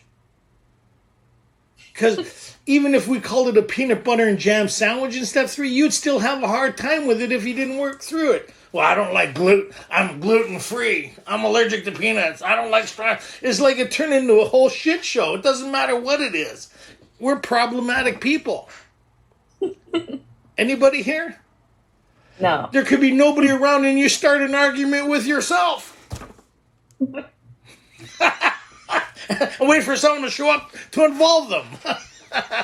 I'm waiting for you. Yep. Sorry, maybe it's just me, right? So you see the audience we're dealing with here, right? As now it's funny for me because I look at my poor sponsors when I went through this. Oh my God, God bless them because I sponsor people now, and it's like Can you participate in saving your own life, man? Are you willing to believe that there's something? Okay, sorry, I get carried away. So you're supposed to reel me in. Go ahead. Here we go. As soon as a man can say that he does believe or is willing to believe, we emphatically assure him that he is on his way. That's it. That's the beginning of step 2. I believe that there is this power that I could get access to that will create this change. Where and how was I to find this? Well, that's what this book is about. Right? So if I go through this, I'll have this experience that I get to participate in the saving of my life. Yes, you needn't do this.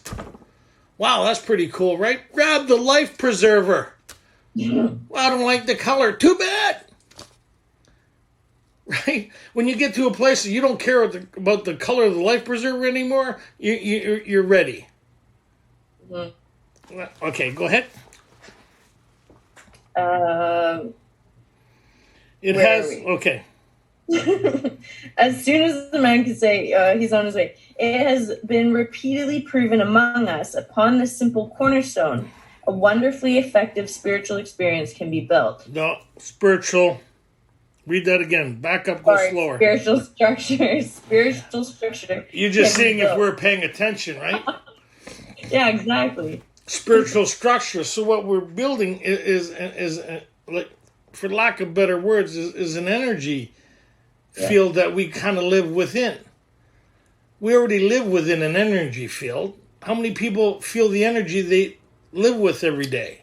How many people have a lot of dark matter that takes over and it consumes them and it's heavy? It's heavy. Anybody here? So they're saying if we could change that, anybody been like kind of lit up and you notice your shoulder and you just kind of filled with electricity? How many people has experienced that? And how many people get thinking, and you notice when you get thinking, your shoulders start going and everything starts getting heavier and you close in on yourself? And then anxiety, shortness of breath, that's dark matter. If you experience that, and then they're talking about spiritual, it's not that complicated. Yes, I've experienced this light, this energy, this thing when I walked into a kid's party and I seen, like, yeah, I've experienced this thing, this light within us. How many people been there?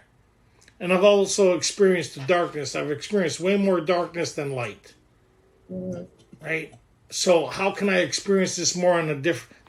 Well, we're going to build this spiritual structure that you'll reside in.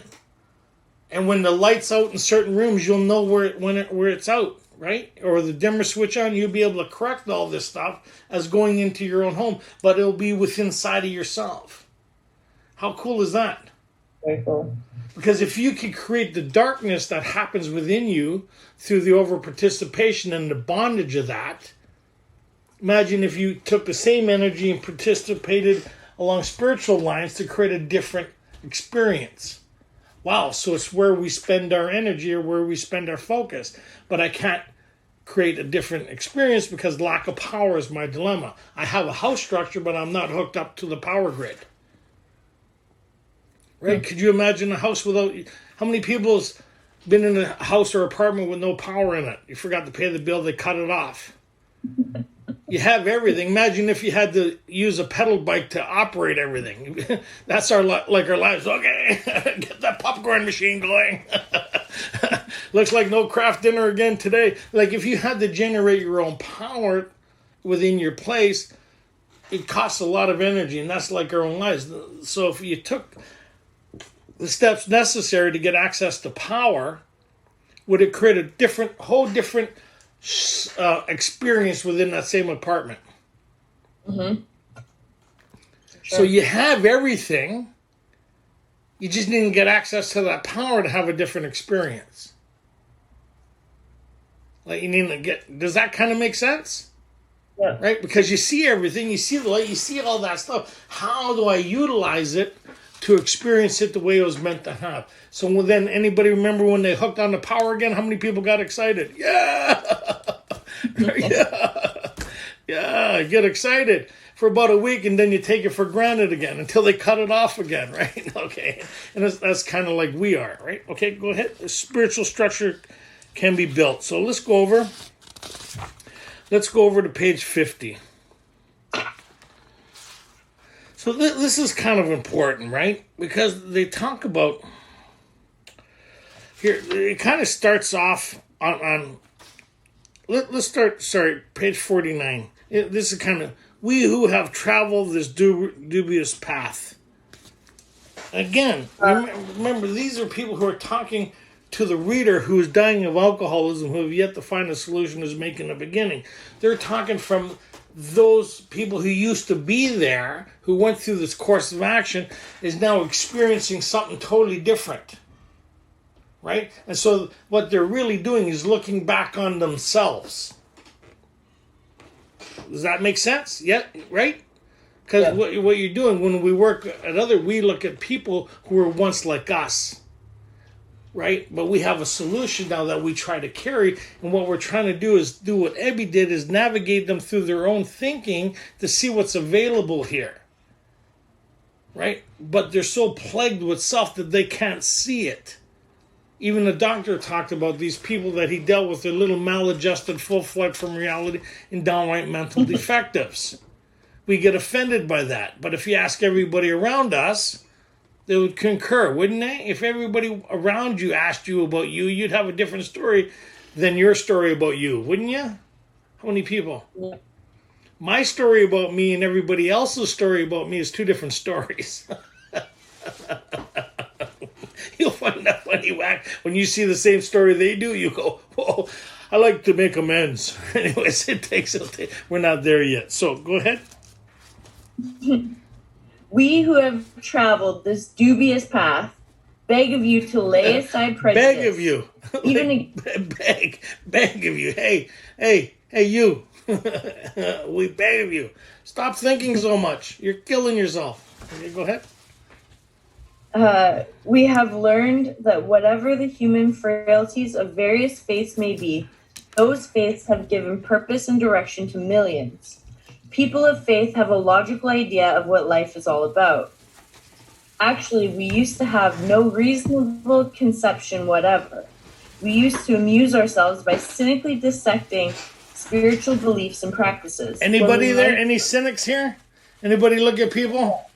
Huh? I remember this one time I was sitting on a bus stop on a Sunday morning.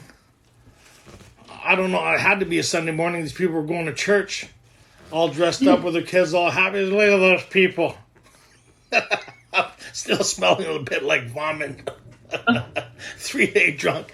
And I'm looking, I heard the song looking up from the gutter, right? Look at those people. Who do they think they are? Anybody? Or watching people go to work in the morning, you scoff at them?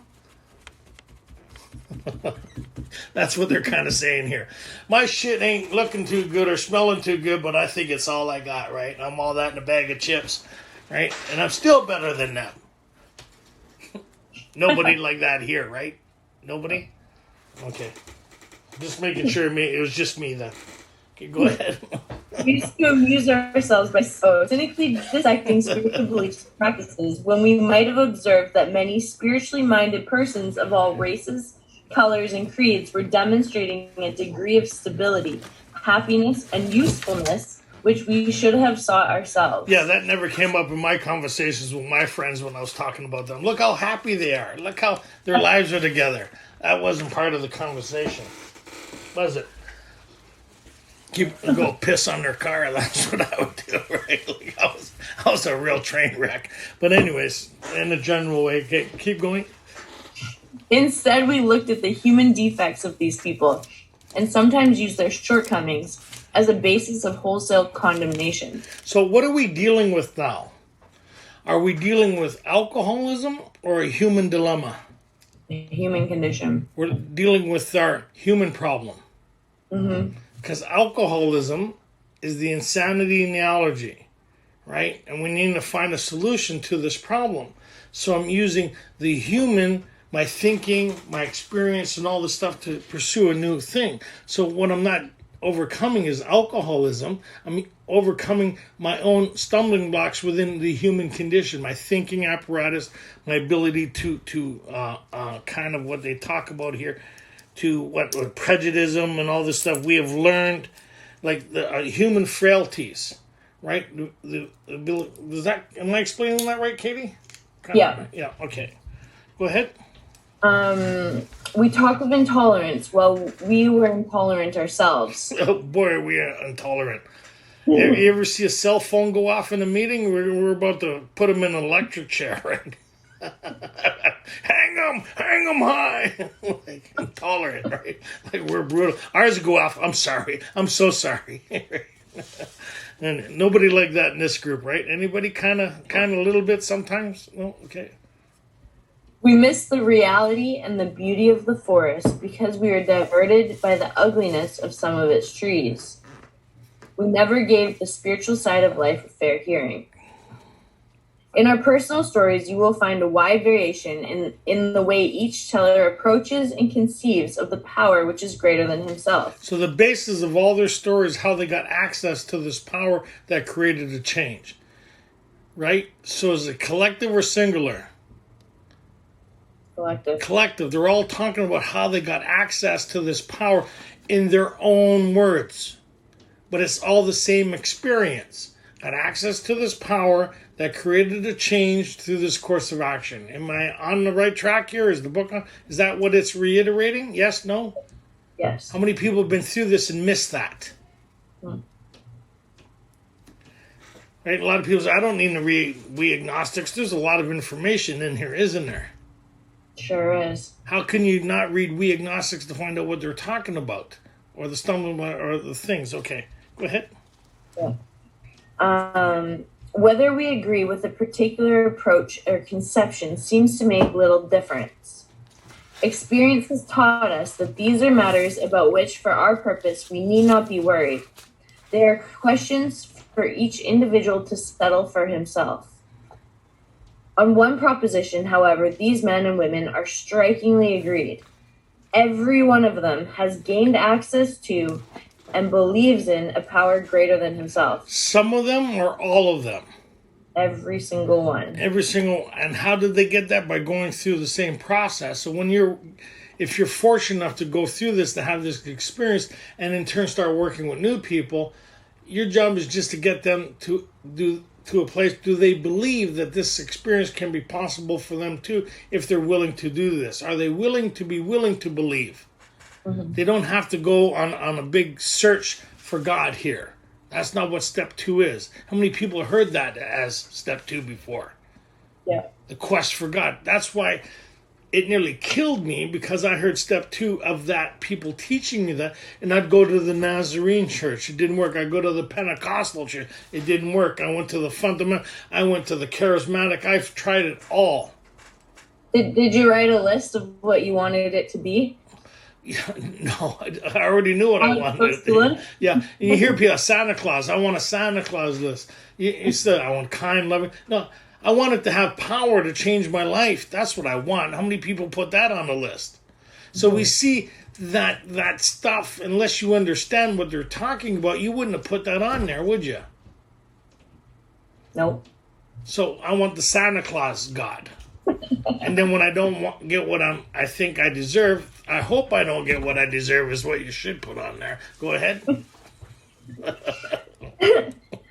This power has in each case accomplished the miraculous, the humanly impossible. As the celebrated American statesman put it, let's look at the record. And what's the humanly impossible? That the doctor talked about in the doctor's opinion, and the other guy talked about, he says, you have the mind of a chronic alcoholic. I've never seen one case of yours ever recover. And the guy felt like the gates of hell slammed shut on him. And he says to the doctor, is there any exceptions? And the doctor said, yes, there's exceptions to cases such as yours that have been happening since the beginning of mankind. Right? These things to me are phenomena. They're an occurrence of a total, and he goes on to explain this thing that they explain in the spiritual appendix that the doctor explained. It's the common basis of it is the same. The extent of how they explain it may be different. Right? In the doctor's opinion, when he talked about those 2 cases that he witnessed, that they both became sold on this idea, he talked about what they used to be like. The what happened part was the application of this thing, and what they were like after. Bill's story is like that also. And that's what they're talking about here, right? That all of these people, what created the shift in order for them to have a different experience, for them to recover, is they got access to this power. Where did they find this power? Through going through a process. How do I get the same experience that these people have? If you want what we have and are willing to go to any lengths to get it, then you're ready to take certain steps. As some of these we balked. We're taking care of the balking part. Wow. Okay, moving on. There are thousands of men and women, worldly indeed. Okay, so here, thousands. You hear some people say, well, the first 100 men and women didn't stay sober. That's right, because they're dealing with an illness. They didn't get a daily reprieve. Not everybody here is going to remain sober. How many people find that surprising? Totally. That's why I need to find a course of action that I could rely and depend on that creates the change for me. So I don't keep me sober. My relationship with this power keeps me sober that I got through this course of action, enabling me to get a daily reprieve. So the idea of a choice is not even part of the scenario anymore. We don't get our choice back. You hear people that have a choice. If you have a choice, then you lack humility. Because your humility or your dependence is on who? You. Somewhere along the line, you think you can keep you sober again, which is the problem. 32 years later, I'm sober because of my relationship with a power greater than myself. Without that relationship, I wouldn't have a daily reprieve. And without that daily reprieve, I'd be dead today. Because it's not alcoholism, right? I still have the allergy, but I'm no longer afflicted with alcoholism. It may sound kind of weird. My mind's experienced that shift. Because if I didn't have that shift, what will I continue to do? Drink. Is drink. So as long as you have an alcoholic mind, what will you continue to do? Drink. It didn't say when, 2 months, 3 months, 6 months. It's lying dormant. It will happen again. But if you've had this psychic change or spiritual experience, do you still have an alcoholic mind? No. That's why you have a daily reprieve from it. Unless we get that, we're in trouble, right? They talk about later, the problem gets removed. It doesn't exist for us anymore. So long as what? We keep in fit spiritual condition. How do I do that? We're going to do the recipe here, right? So go ahead. They flatly declare that since they have come to believe in a power greater than themselves. That's where we are. That's it. Flatly come to believe. And that's where we are as a group. Yes or no? Yes. So right? So that's we are where they were. Cool. Go ahead. Yeah. Have come to believe in a power greater than themselves, to take a certain attitude towards that power. And that's what we're doing now, right? Yeah. Redefining how we look at this thing, the concept of it. Yes, no, anybody here having a bit of a shift in this thing? Yeah. Awesome, right? Yeah. And to do certain simple things. Which we're going to get into. But we need to get to a place of navigating through our thinking to make a beginning. Right? Yes? No? Yes. There's been a revolutionary change in their way of living and thinking. Having had a spiritual awakening as the result of these steps. The result of these steps. Not the result of thinking about this. Or talking about it. The result of actually taking a course of action that you in turn can show somebody else. How do you know if you've taken this? Can you show somebody else what you did? And if you can't show them what you did, then you haven't done this, have you? Totally. No. That pissed me off when my sponsor told me that. Because I had a lot of opinions about everything. He said, good, show me. What? I had a lot of useless information that I've picked up at meetings that I formulated as my own talk. And I thought it was my experience that said it so much. Anybody like that here? Oh, I had this great talk for AA. Followed by another 24-hour chip. Because we're chameleons. Any chameleons here? Any fast talkers, fast thinkers? Huh? Anybody been baffled with your own bullshit, including you? Yeah. See, some people point. If you're sitting beside your, don't point at other people right now. Okay, so that was good. But anyways, okay, well, let's finish reading this. Okay. Okay. In the face of collapse and despair, in the face of total failure of their human resources, they found that a new power, peace, happiness, and sense of direction flowed into them. This happened soon after they wholeheartedly met a few simple requirements. Which is the rest of the course of action again, right? Mm-hmm. It doesn't happen now. It happens later. But mine is my willing to believe that this power is possible for me to experience. Yes or no? Am I willing to be willing? Okay, go ahead. Once confused and baffled by the seemingly futility of existence, they show the underlying reasons why they were making... Anybody baffled here every now and then? Oh, shit. Can't believe this is happening. And then this is how you know you're baffled. Hey, God, why are you doing this to me? How many people use that card? God, why are you doing this to me? And the little voice says, because I don't like you. There's 7 billion people on this planet. Why would God mess with you that way? Like, it's like saying, okay, I see an ant colony and I take an ant and I put it on my tail. Well, I chose you out of the pack. It looks like your lucky day, and then start pulling its legs off. Why would I do that? It's like, why would God do that? So it's not, we see it's actually our own human existence that's causing us our problems, not God. That's really hard to kind of absorb. Anybody been there? But it's easier to blame God, isn't it? Anybody? And it's okay. You can do that. You can blame God for now, right? But right now, it's not about that. Do I believe that there's a power that could create this change? Yeah. Okay, go ahead. Leaving aside the drink question, they tell why living was so unsatisfactory. They show how the change came over them.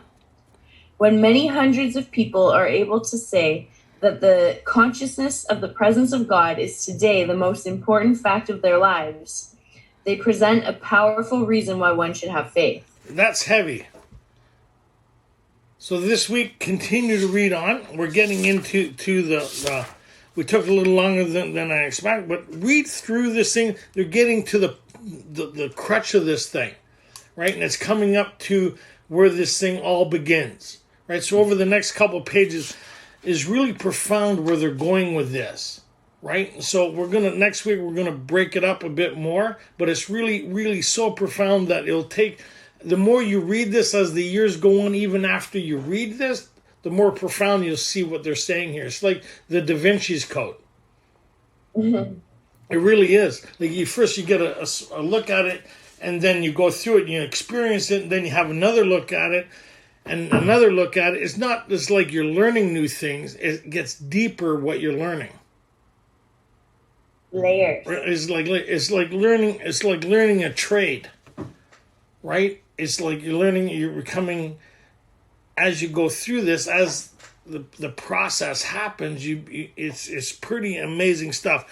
But we're gonna kind of leave it with that. I don't want to ruin the surprises. So read the rest of the chapter and see if you could find the secret to success where it begins. We're just kind of wrapping up the idea. Well, a lot of people really stumble on a lot of the stuff we talk about here, but it's right from the book, right? Last week when we were talking about this thing, a lot of people were kind of, what do you mean we agnostics is the introduction to step 3? Well, yeah, it is, right? Because you've already, when you kind of look at page 44, right, we've already discovered whether we need the psychic change or not, right? Because if we didn't need the psychic change or spiritual experience, would we need to carry on with this thing? Nope. Right? So it's kind of like, so now we know we need this, so we need to navigate our thinking around to prepare for it. And so one of the things is where they talk about on page 60, when we kind of, because a lot of people, why do we go for it? Because back when they used to sponsor people or introduce people, they'd say, here, read this and go through it. right? And if you want to continue with it, I can help you. I can navigate you through this if you wish to make a decision and go through this process. That's the whole thing. So the onus was on you to do the work and us to guide you. Now a lot of people say, well, no, I want you to do the work and I want you to guide. No, I've already done the work, right? I've already done it, right? So if you want I could guide you to that information, right? But I can't go to work for you, right? You know, it kind of is like one of those things. So when we kind of get to page 60, it starts with being convinced we're at step 3. Being convinced we're at step 3. And then go on to... So that means I'm already convinced before I get there. Right? And then they're going to explain what they mean by that. So from page 44 to 63, it prepares us for that. What does it prepare us for? It's to navigate through our thinking, to bring into certain ideas that they're trying to present. It's not our understanding of step 2 or the solution, is their understanding. We get to choose our own conception. But we need to understand what they're talking about.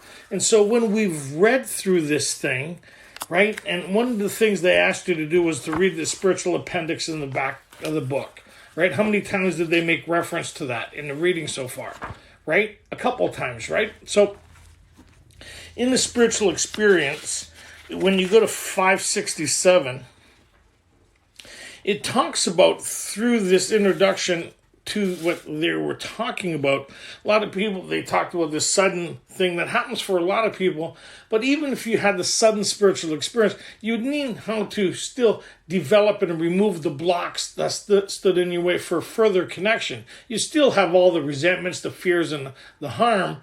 A lot of people say, like people like me, I had a vital spiritual experience way back. That was to enable me to start this process.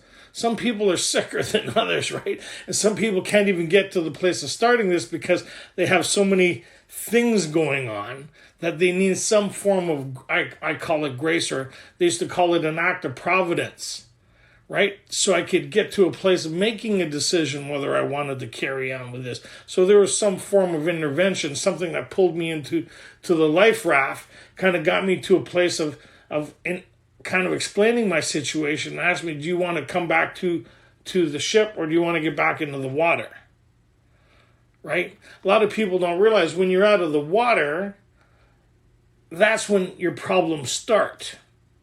One is drowning, but when you're out of the water, the other one's hypothermia. So you're kind of, just because you're out of the water doesn't mean you're out of the woods. Does that kind of make sense? So just because you quit drinking doesn't mean you're out of the woods. Right? You're still suffering from you. Right? Unless you find a solution for you, who's in deep shit? We are. Well, how many people's been there, done that? How many people get worse when they've gotten sober over a period of time? Yep. At first, it's all great. Wow, fantastic, pink cloud. And then you start showing up on a more consistent basis, and that's when the problem starts. You're now engaged with you. Anybody been there? Mm-hmm. Like, if you can't stand your own company, you're not going to really be able to stand other people's company, right? How many people have been there? Right? So right? Looking for someone else to involve to take the edge off of us. I love that. I had to go find somebody to work on. I was driving me nuts, right? So anyways, at the bottom here, they all the way through here, they talk about different words about change, personality change, and all this others. We've read it, we've gone through it, but what I wanted to touch base on, with few exceptions, right? So here, we'll start back up here, right? What often takes place, go ahead, you see at the bottom, what often takes place? Yeah. Bottom of 567, what often takes place, my name's Katie, I'm an alcoholic. What often takes place in a few months could seldom have been accomplished by years of self-discipline. With few exceptions, our members find that they have tapped an unsuspected inner resource, which they presently identify with their own conception of a power greater than themselves. So are they all having the same experience? Yep. With few exceptions, all our members, not some of our members, all our members. Why? Why are they all experiencing the same thing? Because they did the same course of action. Does that kind of make sense? So I may describe it as an Apple, right? Apple phone. You may describe it as a Samsung. Somebody may describe it, but the basis of it is all the same. Right? All cell phones, the basis of it is the same.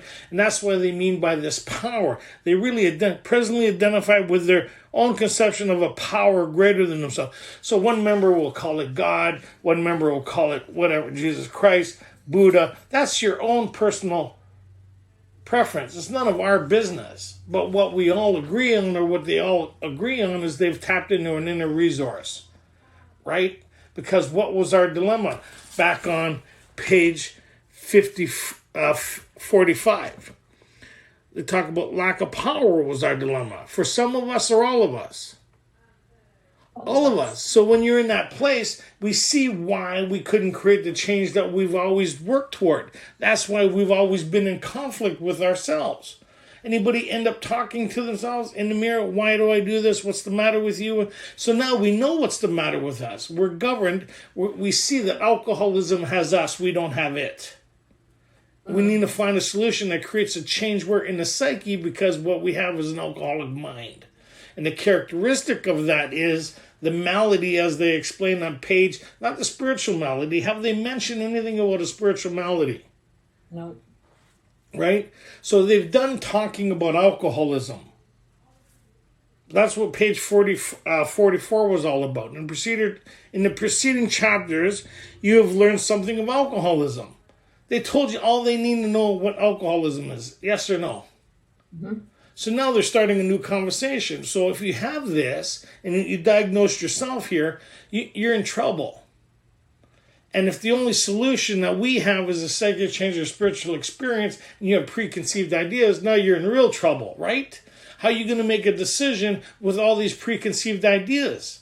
So for me, what it looked like, and for people who have had religious teachings or background or doctrine, what we incorporate, like Bill did, sitting with Ebby, he was tripping over other people's understanding that was imposed on him.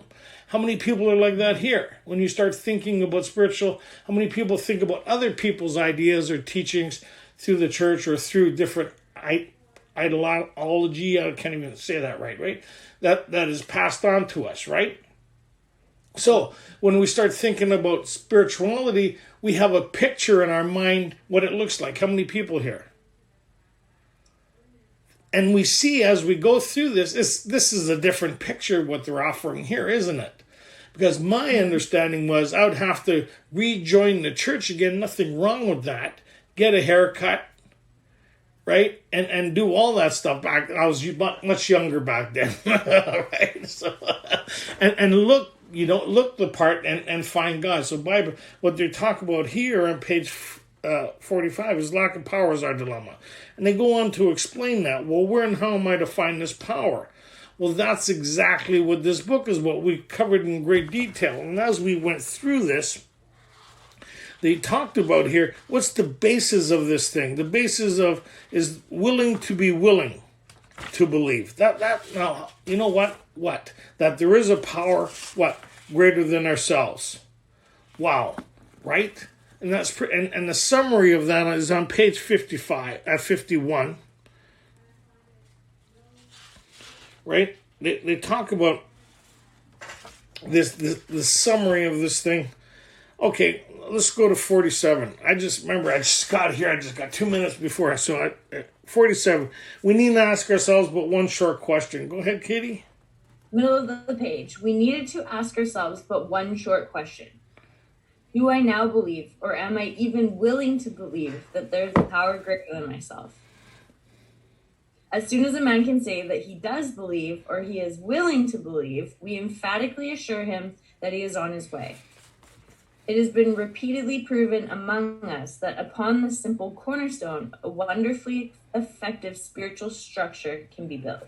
So that's the bare minimum. What are they asking us is to believe that there is a power greater than ourselves that we could get access through a course of action that created the change in other people and may create the change in me.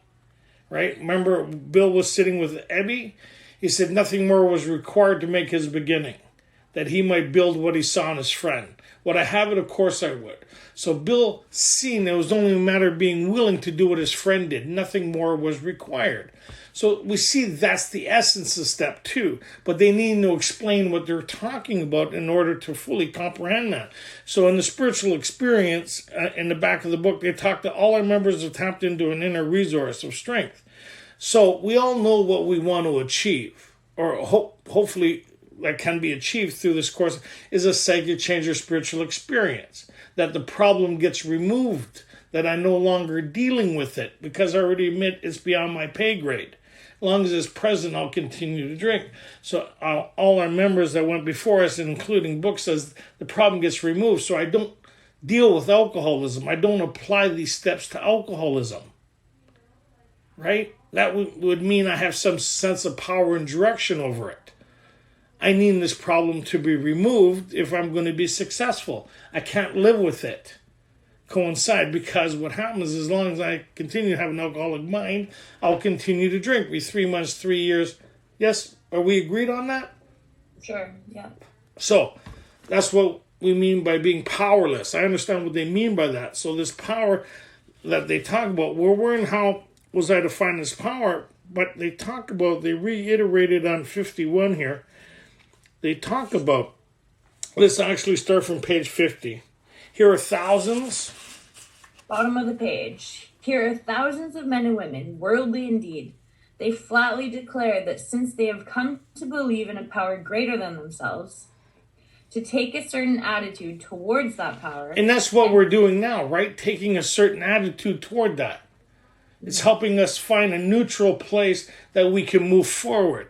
Because how many people have stumbling blocks within their own thinking around the word God, spirituality, but it's old conceptions and not new ones, right? So it's pretty hard to hear what's being presented when you're arguing with yourself what you think it means. Anybody? Yeah. Not in this fine group, but I mean, other groups, right? People really struggle with their own understanding. That's why they didn't say in step 2, it started off with, well, choose your own idea and then we'll move to step 3. It says, no, let us explain it to you and you choose your own conception of what? This power. You need to believe and understand in the source of this power that we need to get access to create a change. That's the bare minimum. Right? And so they talk about here on one proposal, we'll back up right there. On one proposal. Back up a paragraph. One proposition, however, these men and women are strikingly agreed. Every one of them has gained access to and believes in a power greater than himself. Some of them? Or every single one of them? So that must mean they found a neutral place that they all agree on that they can move forward on. Now, if you didn't go through We Agnostics to find out what they were talking about, would you be able to do that in a meeting? How many people have been in? How many people, here, let's start with this. How many people had the opportunity to have a few drinks and talk religion with some other people? Shit's about to hit the fan. Anybody? Right? So imagine if we didn't have this understanding and we went into a meeting, that would be like a whole bunch of people from different demographics and different social backgrounds and different, I don't even know how to say it, so I'm just going to say it if I offend it. People, I don't even know the right, so gay couples, right? Gay couples and all this. So, and you sat around a table from people from all over the world, demographics and religions and all, and everybody started talking about relationships. It wouldn't go very good, would it? The Baptist would be overlooking at the Pentecostal, would be looking at the gay couple would be looking at the priest, all shit would break loose in that meeting, wouldn't it? Mm-hmm. If everybody was giving their idea of relationship. Now, before you started the meeting, you say, you know what, before we begin this meeting, which, like, say, here's an introduction to We Agnostic, this is the ground rules. What we're going to talk about is, what is the basis of relationships? What makes relationships? That would be a different conversation, wouldn't it? Yeah. right? And so that's what they're saying here, right? Like, let's put all that others, and let's get to the basis of this thing. So everybody would be able to fundamentally agree on what makes a relationship. And that would take care of the fighting, the bickering, and all that other stuff, right? Yes, no, most of the time, right? And so that's what they're doing here. So as we go through this, so on page 54, we kind of looked at this before. And it kind of, a lot of people, actually we're going to go to 53, a lot of people bastardize this thing, where they talk about, what was our choice? Either God is or isn't. And thinking you had to make a decision there. How many people has heard that before? Well, what's your choice? That's not what it's saying. It's saying, remember, there's a question mark there. Who answers the question, us or them? They do. That's what the question marks, they're not ready to get you involved yet because they know you're a little batshit crazy. They're just happy you've come this far without burning anything, or, you know what I mean? They're happy you're still engaged in this thing. So as they go through this, in 54, you can read it, they talk about the human condition and what makes us different than animals, not like what governs us is our thinking, our ideas. We spend energy on things. We have a belief system, right? Emotions, they talk about, did not these feelings, after all, determine our course of existence? So when you look at your life, how many people are governed by their emotions and thinking here? Mm-hmm. How many people have spent time in hindsight beating themselves up for stuff they said and stuff that being driven by certain ideas and stuff like emotional? And they talked about it in here, right? Right? We're prey to misery and depression. We couldn't, they talked about the bedevilments, I think they talk about here, right? Mm-hmm. So, pardon? 62. Well, 62, but they also talk on in here, right? Oh, yeah. So, but they said, why shouldn't we apply to our human nature? You notice it didn't say alcoholism? It says, why shouldn't we apply to our human the same readiness to change our point of view? So here on this page 54, they're talking about the human experience and what governs us. And do not these feelings, thinking, and ideas. So we're governed by belief and worship. We already do that. But the outcome is it's never turned in our favor over the long haul. How many people have said to them, I can't believe I'm doing this. I can't believe I'm hearing this. Why is this always happening to me? How many people has had that dialogue? I can't believe this. Why is this, right? Because God doesn't like me, And we take no responsibility and go right to, well, God's doing this to us. And that's okay. It's part of the human condition. So, if I need to get access to this power, and they talk about this book, this main object is to enable me to find it. And in the spiritual appendix in the back of the book says, all our members have tapped into an inner resource of strength. That means, where's the starting point to this thing? We know where we want to end up, having had a spiritual awakening as the result of these steps, right? Yes, no, that's the goal of this thing. So what confirms step 2 is step 12. Right? So we'll find out later, the confirmation of step 3 is step 11. Right? And we'll get into that a little more later, right? So they talk about here, well, how many people has operated a GPS here? Mm-hmm. Or heard somebody or been in a car with a GPS? Everybody? How many people? So we punch in where we want to go. So you'd go psychic, change your spiritual experience. Right? Or I want to go to this location. Right? So what's the first thing the GPS will do? Find out where you are, wouldn't it? It would say, calculating, and it'd pinpoint where you are. Yes or no? Yep. So then that's it. So let's look at page 55.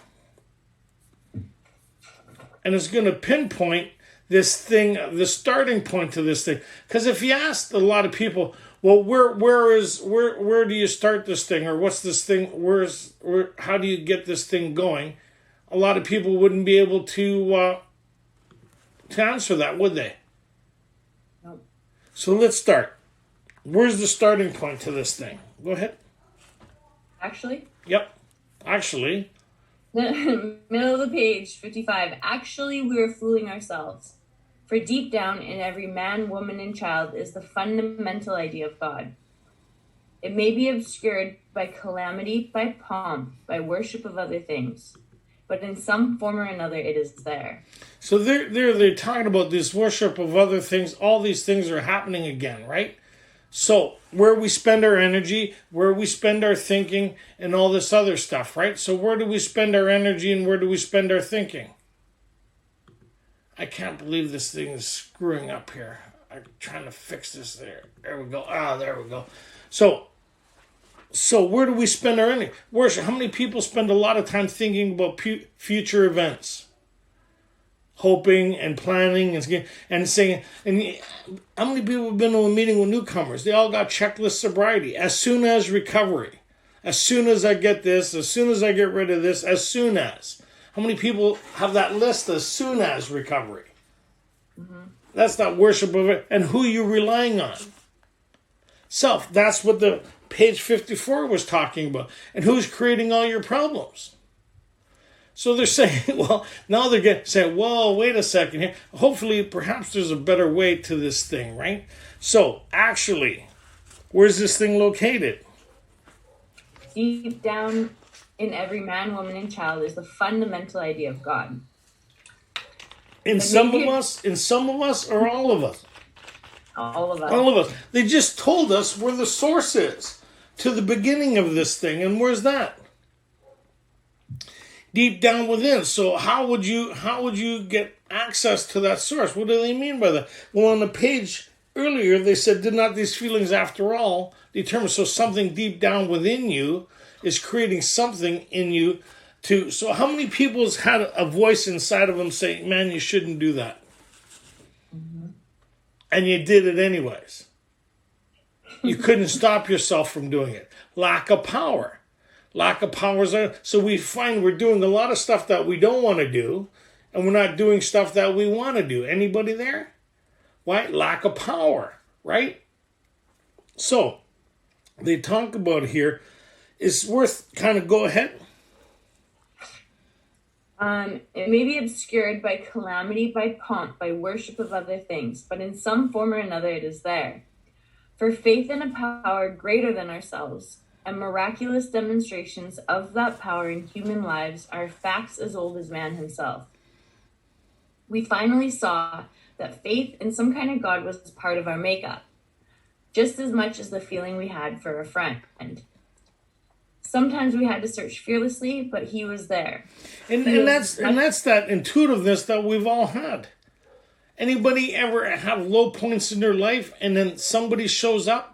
Something happens, or a phone call happens, or somebody shows up out of the blue, out of nowhere. How many people's had that? Bill had that the second time in treatment. He didn't call Abby, but something got that whole thing happening where Abby showed up in his life. How many people here has had somebody show up in their lives out of nowhere, or a phone call? How many people thought about somebody and then they end up phoning you? Or you run into them. So there's something happening here, right? So we see, wow, there's something here beyond explanation. It's kind of, and that's what they're kind of getting at. There's more to this thing than you can fully comprehend, but hasn't it always kind of been there? But you weren't able to kind of pinpoint it or acknowledge it or recognize this thing that they're talking about, right? So they talk about, well, we found, well, where were you? Go ahead. Sometimes we had to search fearlessly, but he was there. He was as much a fact as we were. We found the great reality deep down within us. So where is this thing? Where is this? Is like in my car, I have a stereo, right? And there's an antenna, but there's a station somewhere sending out a frequency. My stereo has the ability to tap into that, but I need to put the station on where they connect. It's already there. Does that kind of make sense? And when I hit the tuner and it scans, it stops on that station. And I've scanned by certain stations multiple times if I've been on the stereo in your car. Anybody? without realizing I've gone past or I've even listened to it or kind of paid no attention to it. But somewhere along the line, it's kind of, oh yeah, it's been there. And then anybody listen to the radio when they get out of frequency? Like at a distance, it starts, and there's nothing else, and you're going to listen, and then it gets to a point where it's so irritating you can't listen to it anymore. You just shut it off, going through the mountains or whatever. And that's kind of like what all the stuff blocking that frequency. There's not a clear channel. But every once in a while, you get a good signal, right? And it puts you from that place of despair into a place of hope. How many people has had that here? Had total despair, you felt some hope, and it changed everything in that moment. And then unless you followed up with that, you start showing up again. So, okay, let's see the reading here. What does it say? Go ahead. We found the great reality deep down within us. In the last analysis, it is only there that he may be found. It was so with us. We can only clear the ground a bit if our testimony helps sweep away prejudice, enables you to think honestly, encourages you to search diligently within yourself. Then, if you wish, you can join us on the broad highway. So that's the beginning of step 3. If you wish, you could join us, right, on this broad highway, right? But first, we need to remove these things that are blocking you so you have a better connection, so you can have your own experience with this thing. Because so far, whose experience is motivating is other people's experiences. Right? That's what it says, if you want what we have. It didn't say, do you understand it? Right? That's why the doctor said that he acquired, who did it? Bill acquired certain ideas upon his 3rd treatment, and he watched this thing happen. Even the other doctor said, this thing's been happening since the beginning of time. To me, these occurrences are phenomena. I don't know how to explain it, but these people that were once beyond human aid seem to recreate their lives based on tapping into their own experience with this power that we all tapped into. So it's collective, it's not singular. It's a collective experience. That way, if you had the first 100, or in here it says, since thousands, would all these people be talking about the same thing? Right? So it's a collective experience, and that's what they talk about all the way through the book here. So, as we go through here, so where and how is this thing located? Where's the solution located? How many people have a pen and paper? Where's the solution? Where's the beginning of this thing? So on a piece of paper, write down what comes to your mind. Where's the beginning of this thing? Where does it start? Where's the starting point? How many people find that question confusing? So, we know where we want to go, but where are we starting from? We're starting in our thinking? Well, that was to direct us to where the source is, but where's the source? Where's this thing allocated? Where can it be found? So, Katie, what does it say? Actually, Where? Actually, We're middle of 55. Actually, we're fooling ourselves. For deep down in every man, woman, and child is the fundamental idea of God. So where's this power located? Down within. Now, for some of us or all of us? All of us. All of us, right? So if you're talking about your understanding of this thing, you're talking about this power. You're not talking about your relationship. In step 2, they're not talking about their relationship with God. What they're talking about is getting access to this power. Big difference, isn't it? Because most people start talking about their relationship with God. And if you're new, how many people start getting angry with those people? Right? But if they talk about, since they've tapped into this power, some changes coming over them, and they got it through going through this course of action, it seems a lot more accessible, palatable. It means it doesn't seem too hard at terms to be willing to believe, to do this thing, to get the same experience as what? As a psychic change or spiritual experience. How cool is that? Right? So, then as we go through this thing, right, we keep on reading, and then they talk about on page 56, 57, they talk about the atheist, which is pretty cool. Then they get into how it works, right? Which is a summary of whose experience. Write that down on a piece of paper beside you. Whose experience is this? Are they talking about? Yes, the first 100 men and women and anybody's who's been through this process in the book. So when they read this at meetings, is it for the new person or is it for the person that's been through it to remind us what this is about? Because if you've never been through the book, would you understand half the shit they're saying in here? You think you do, but you're using your own understanding. Example, when they say, rarely have we seen a person fail who has thoroughly followed our path. After 11 years in and out, George, the guy who was trying to save my life, who conned me into a big book study, right? He says, where's this path? I held up a directory and I said 90 meetings in 90 days.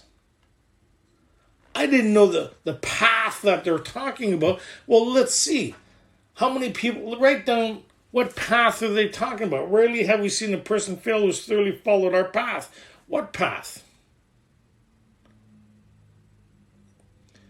Some people will say the steps, but it's the spiritual kit of tools laid at our feet to enable us to tap into a power that creates the change.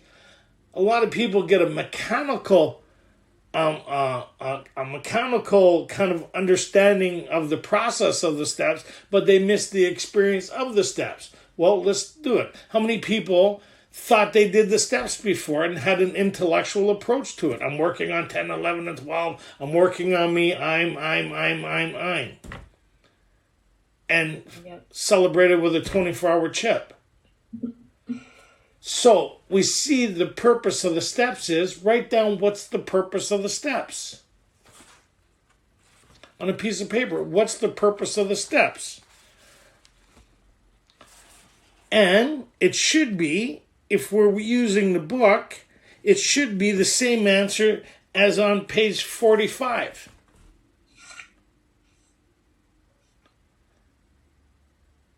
How many people, right, is to tap in to an inner resource or a power to find this power that creates a psychic change. So what happens first? The psychic change or the relationship with this power? The relationship with this power. Well, how am I to get this relationship with this power that creates this change where I can have my own experience? That's what this book is about. So all I have to do is be willing to go through this thing and follow whose experience, those that put this together. So what we're actually being sponsored by, hang on, you better make sure your seatbelt's on tight there, Pinto Pete, because this is going to be wild there. Keep your truck on the road, okay? Right? Who's really 12-stepping us? The first 100. The first 100 men and women. How's that for mind-boggling? My sponsor's job is to navigate me through this. So my lineage is the first 100 men and women. And since thousands, so we all have the same experience and same understanding. And we all take people through what? Through this process. So if your sponsor isn't taking you through this, then they're not really a sponsor. If they're introducing you to other things other than this, then they're not a responsible member of Alcoholics Anonymous.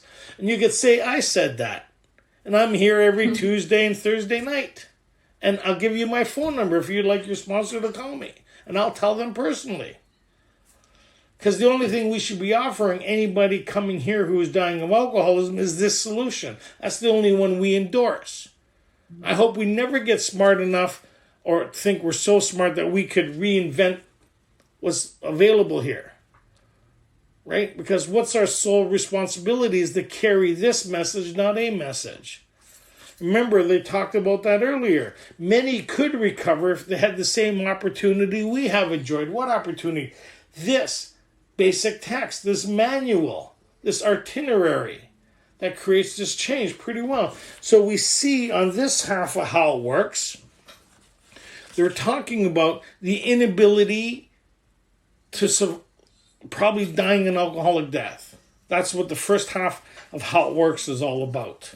A lot of people would miss that, right? What makes you say that? So they talk about here and how it works. They talk about here this, what we used to be like, meaning not what it used to be like, what we used to be like, the inability to get sober and stay sober, and when drinking, the phenomenon of craving happened, thus causing all sorts of problems and consequences. The consequences are some result of my inability to control my drinking because I have an allergy. And then when I experienced all those consequences and I made a solemn oath not to drink again, nobody in this fine crowd, you all stayed sober from the first time you said it, right? So, oh, you're my people. I know that. You're all my people. I can tell right now, right? So what happens is I kept on drinking against my own will, and I was baffled, right? And all the solemn oath, all the consequences in the world, and trying to do what all these people were saying in meetings weren't working for me. They were saying, don't drink under any and all conditions, right? How many people heard that? I seem to drink under any and all conditions. I don't need a condition to drink. My condition's a condition that needs conditioning. Right? I'm that guy, after I take a drink, I'm going, what the hell am I doing? I'm not supposed to be drinking. Nobody like that in this crowd here. Anybody? Mm-hmm. Right? So then the allergy, and then this merry-go-round, 11 years. So that's, my sponsor used to say, I'd go, what I used to be like, what happened when and what it's like now. He'd go, wait a minute. He says, you haven't been through this thing. Your story is what it used to be like, what it's still like, and what it continues to be like. Right? So we see in Bill's story, even though he wanted to change and all that, the inability to do so till Ebby showed up. And Ebby took him through a course of action, and everybody who's been through this book has been through a course. That's the what happened part. Not my last drunk or detox or treatment. The what happened part is the process that created the change, psychic change, enabled me to find certain spiritual principles that keep me connected to a power greater than myself, and I was able to recreate my life on. What it's like now is I rely and trust on something greater than me that gives me a daily reprieve from the death sentence that awaits me. Right? I'm no longer afflicted with it, but I'm not cured of it either. I understand what I have is I have a daily reprieve contingent on my relationship with a power greater than myself. And what my life looks like as a result of that is phenomenal. Phenomenal. What's the basis of that is my access to this power and my relationship with it. It became personal to me. It's one of the most, it is the most important thing in my life, because without it, I don't have nothing. Everything's on loan in my life. And I know that. Everything's on loan. Everything. Everything. Because without that connection, I'm no longer here, and I no longer have anything. Because I wouldn't be able to stop myself from the spiral. And I'd watch everything dissipate, and soon I'd be dead. Like, I just know that. Everything would be gone. How do I know that? Because I know my story. I know the story of alcoholism. So it saves me from that fate. So I'm not governed by the fear of step one, but that was the motivator in the beginning.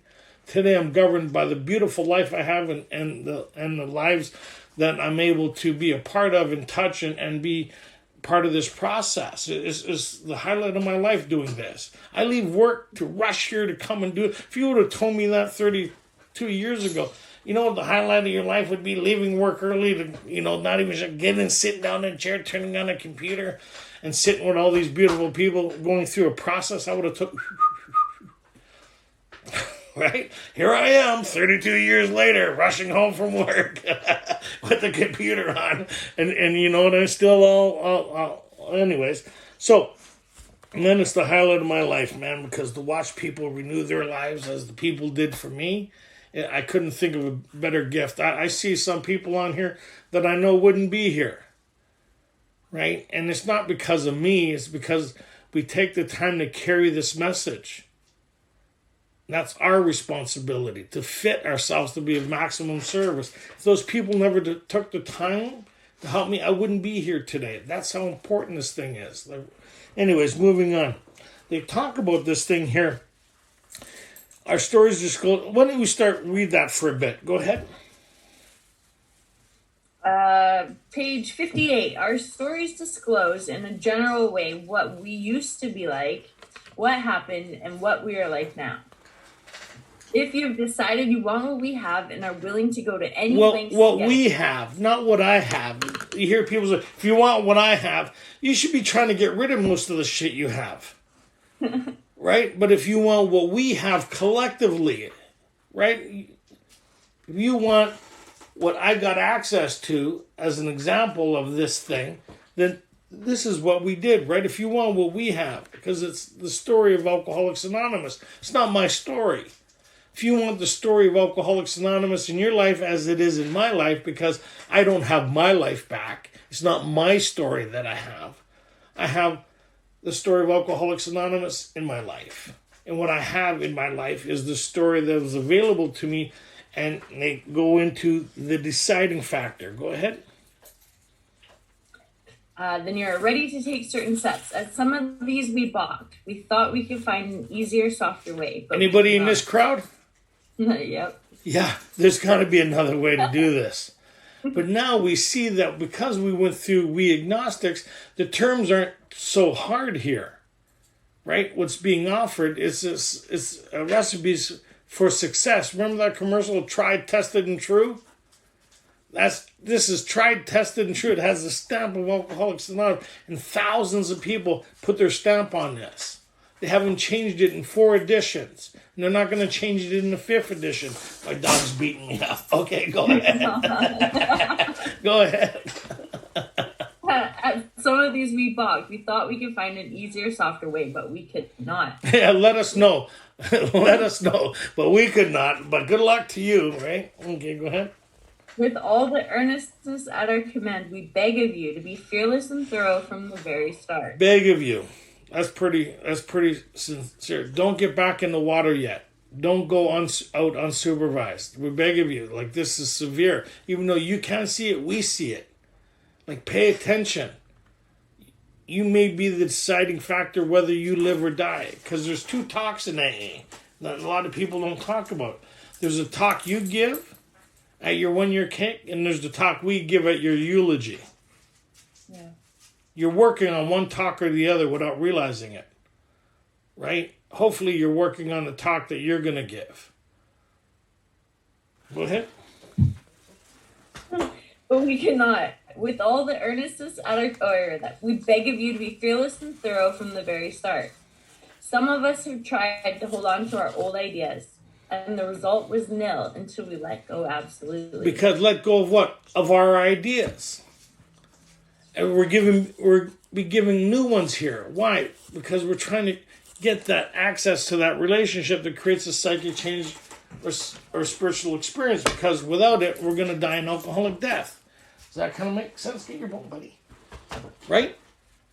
Go ahead. And here's the qualifier. They say that, right? They talk about here, let go absolutely, but let's qualify what we mean by that. Go ahead. Remember that we deal with alcohol. Cunning, baffling, powerful, without help is too much for us. Remember, okay, so write down the most important word there. Remember, we deal with alcohol, cunning, baffling, and powerful. Without help, it was too much for us. What's the most important word there? Remember. You can't remember. That's what they're saying. Remember, you can't remember. No. We're dealing with something beyond your pay grade, right? And so then they go down there and talk about half measures, and then here's where we're going to, that the whole book's prepared us for. It says, half measures of illness, nothing. We stood at the turning point. We asked his protection with care, with complete abandon. Notice it didn't say surrender. Abandon means to move in a new direction. Abandon ship. What does abandon mean? Leave everything behind to move to a safe vessel. Right? So what we're doing is getting in a boat to move to another vessel because the one we're in is sinking. Abandon ship. Right? So we're moving toward a new vessel, and it's going to take work and effort to do that. That's why they talk about being willing to go to any lengths is within inside of ourselves to sidestep the stumbling blocks within our own mind. You hear people say, I have a brain that'd rather see me dead or drunk. I don't know about that, but I think we have a brain that needs information to collectively move in the right direction. So here, what do they say here? So with complete abandon, how do they abandon their course of action for a new one? Well, this is the process. Who took? They took. And they're talking in past tense here. Here are the steps we took, which is suggested as a program of recovery. 1, we admitted we were powerless. So they're talking in past tense. If you're new, you're talking in present tense. You are. They were. They're no longer powerless over alcohol, meaning this. No, they can't drink means the problem is removed, that they have reliance on something greater than themselves, right? So they go through this course of action on the next page, having had a spiritual awakening as the result of these steps. What's the purpose of the steps? Is to have this awakening. Without it, what's our fate? We're going to die an alcoholic death. Right? So once you have this psychic change or spiritual experience, write down on a piece of paper, do you still have an alcoholic mind? Right? And the short answer is no. Because if you still have an alcoholic mind, you're going to drink again. The purpose of this is to create a change sufficient enough for allowing you to recover from what? From this condition, this malady, as explained on page 23. Have they talked about a spiritual malady yet? No, because it has nothing to do with alcoholism. They would have mentioned it by now if it did, don't you think? But I don't want to ruin any surprises. So then they talk about at the bottom here. So after how it works, this is kind of important. We're going to run a couple minutes late, but you're going to really enjoy this. So we see after this spiritual experience here. Listen to how many times it talks about working 10, 11, and 12 and working the steps, okay? So we've had a psychic change or spiritual experience as the result of these steps. That's the purpose of the steps, to get connected, to create this change. Then let's see what it says about the steps. Go ahead. Many of us exclaimed. What in order? I can't go through with it. Do not be discouraged. No one among us has been able to maintain anything like perfect adherence to these principles. Principles, right? And that's that principles, right? They turn into principles. Practice these principles in all our affairs. Principles, right? Go ahead. What's the point? We are not saints. The point is that we are willing to grow along spiritual lines. So this is like when you're going for your driver's test, they teach you what the lines are on the road. Right, solid line, yellow lines, keep your vehicle within here when you're going to... If you do these aspects of following these certain things, you're going to be successful in your driving abilities. Are you not? If you follow certain guidelines of the road, that's what they're saying here. Here's your license. Once you have your license, you just kind of renew it. You don't have to go do it again unless you're such a terrible driver that they take your license away. Then you have to go through the whole process again. It's like us. If we don't follow these guidelines, our license gets revoked. We get drunk again because we've lost the daily reprieve. We get drunk again. We need to go through the course of action for what? To get reconnected, to have the psychic change again, and then incorporate these things on a daily basis, which is step 11. Okay, go ahead. The principles, we are not saints. The point is we are willing to grow along spiritual lines. The principles we have set down are guides to progress. We claim spiritual progress rather than spiritual perfection. And that's simple. It's like after you go through this thing, you've seen what you used to be like, right? But it's not what you used to be like. It's what you are like. You get to see what you are like, right? And you have this kind of change, getting access to this power and incorporating certain ideas or principles or disciplines, which is in step 11, and you start seeing the progress in your life from how you used to handle situations or how things used to be mentally, emotionally, right? And spiritually in your life. And you start seeing how everything around you, everybody around you starts to experience the promises. Not just you, everybody around you. And how your alcoholism, remember how many people all around them have afflicted everybody around them through their alcoholism. Yeah. So now we have the same effect, but in reverse. Everybody around us starts benefiting from our new way of life, as they suffered from our old way of life. Does that kind of make sense? Because you are the energy or the basis of all these relationships. So now you start to see the progress. Where before, I mean this as an example, where you'd kick the cat through the screen door. Now you just kick the screen door. Would that be process? Would that be progress? Oh, yeah. That's what they mean, like stuff like that, where I used to run people off the road in my car, and then I just beat my horn at them. This is sober. Like, I wasn't well when I got here. I know it's hard to believe, but that would be progress, right? That's what they mean. I need this recipe to incorporate progress. So, here, the ABC, our description, go ahead. Our description of the alcoholic, the chapter to the agnostic, and our personal adventures before and after make clear 3 pertinent ideas. Write this down. Before and after what?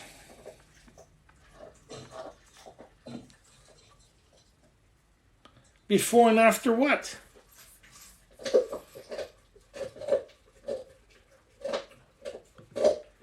My dog's eating the bone, sorry. So, before and after this process.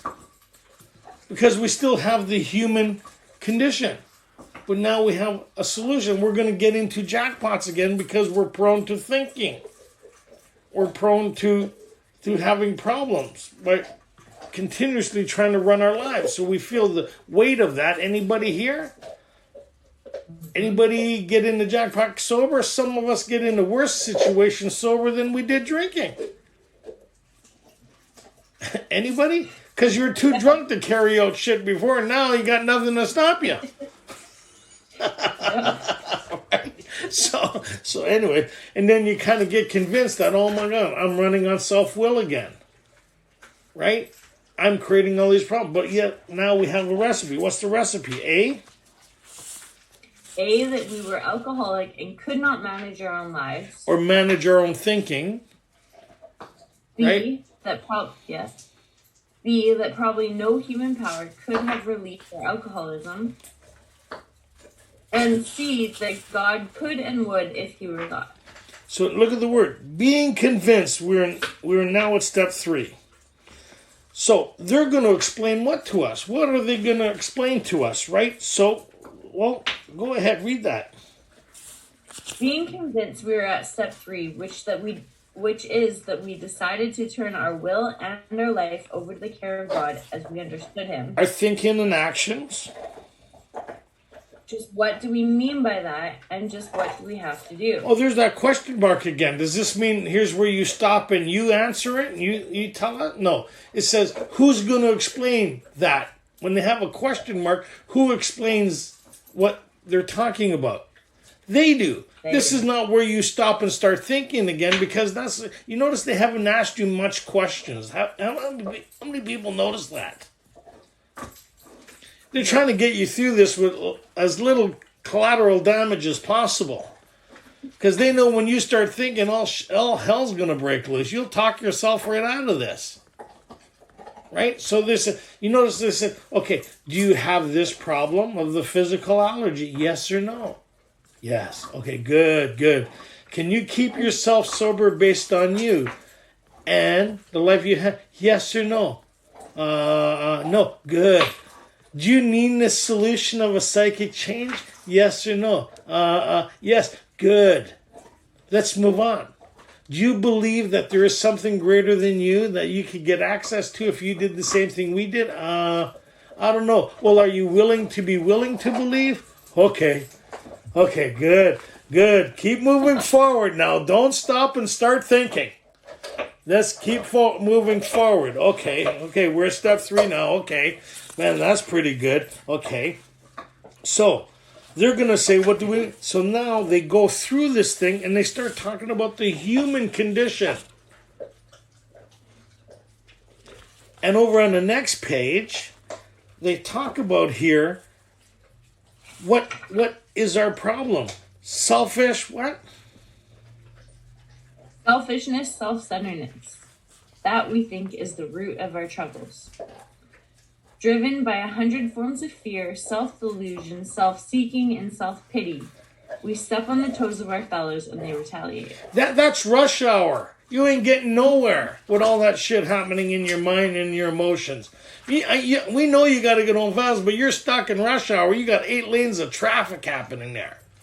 100 forms of fear and self-delusion. How are you going to direct? So you're like a pinball machine. You're being reactive to thought and ideas.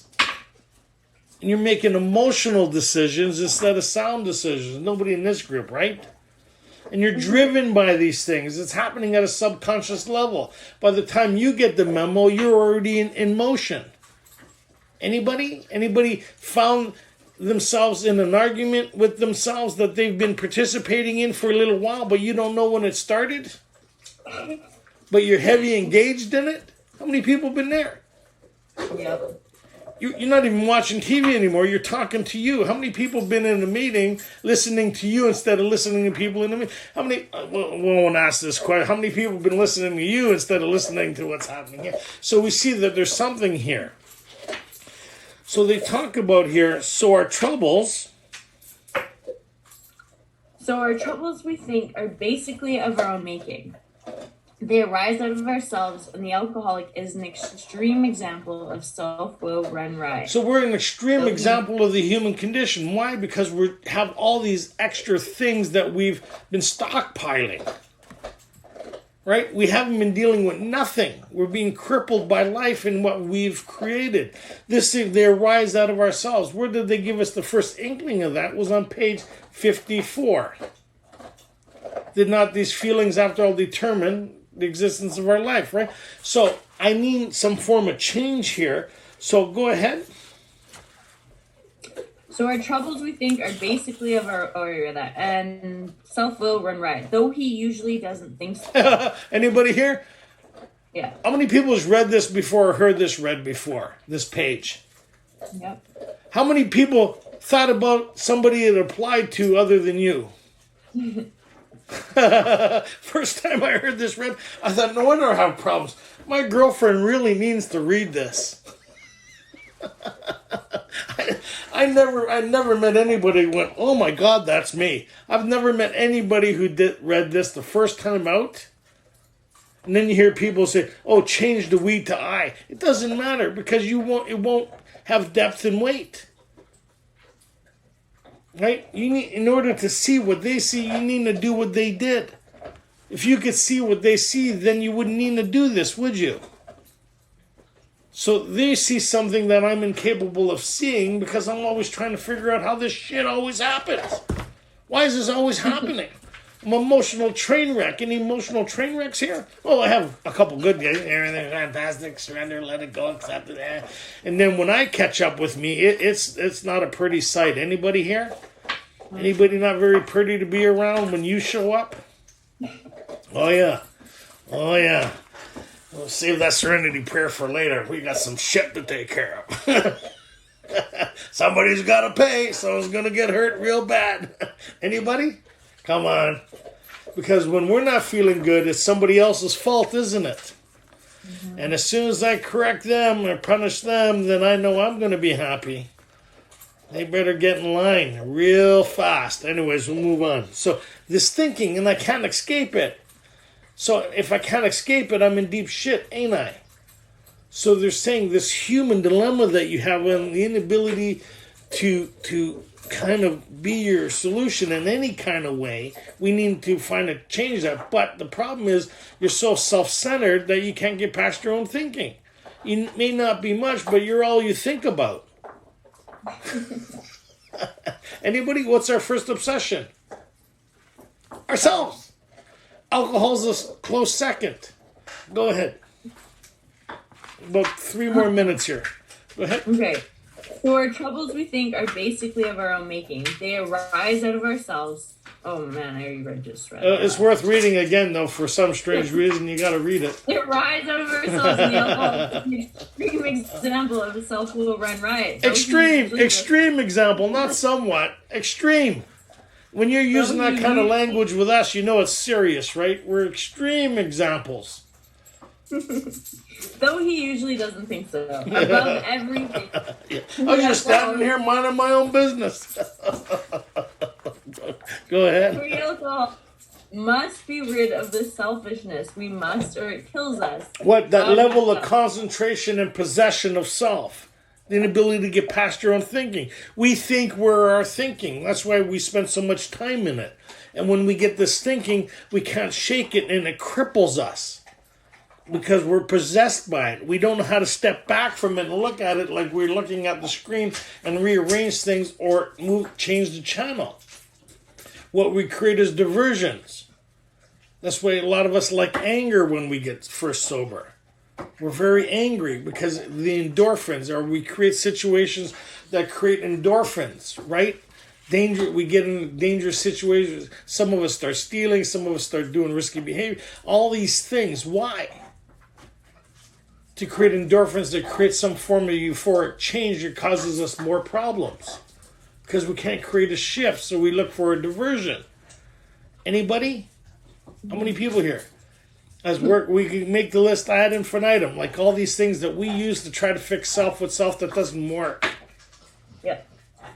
Okay, go ahead. God makes that possible, and there often seems no way of an entirely getting rid of self without his aid. So they're saying that no matter how much we try, we're still there. That lurking thinking, that voice, that thing that kind of talks to us in a way we don't like. How many people talk shit to themselves here on a constant basis? That's that voice. You know, that voice that says things to us is not very nice? Or says things to us about other people. All these things about life and all this stuff. All these different forms of talking to that narrator in our own thinking. Anybody here? Okay. So I can't get rid of this thinking entirely. Right? But they said they did. How? Many of us have moral and philosophical convictions galore, but we could not live up to them even though we would have liked to. Surrender, acceptance, all that stuff you hear in meetings. It's a form of delusion that we try to adopt, but lack of power is our dilemma. We create this, what it looks like is, I get this thing in my life, like this bill, I don't like it, I don't know how to deal with it, so I call it acceptance or surrender, and I put it in a drawer. I bury it. And I go, oh, look, it's not there anymore. And then they're sending another one with a final notice. I get it and I lose my shit. Anybody here? Well, I'm like, but I got rid of it. Why is it showing up again? And then they cut my phone off, and I phone them and give them shit for my inability to pay my phone. And I tell them, well, I'm going to find somebody else then. They said, please do. You're not paying your bills here. Right? Okay, go ahead. Yeah. I like that one. You'll never find anybody like me again. I hope not.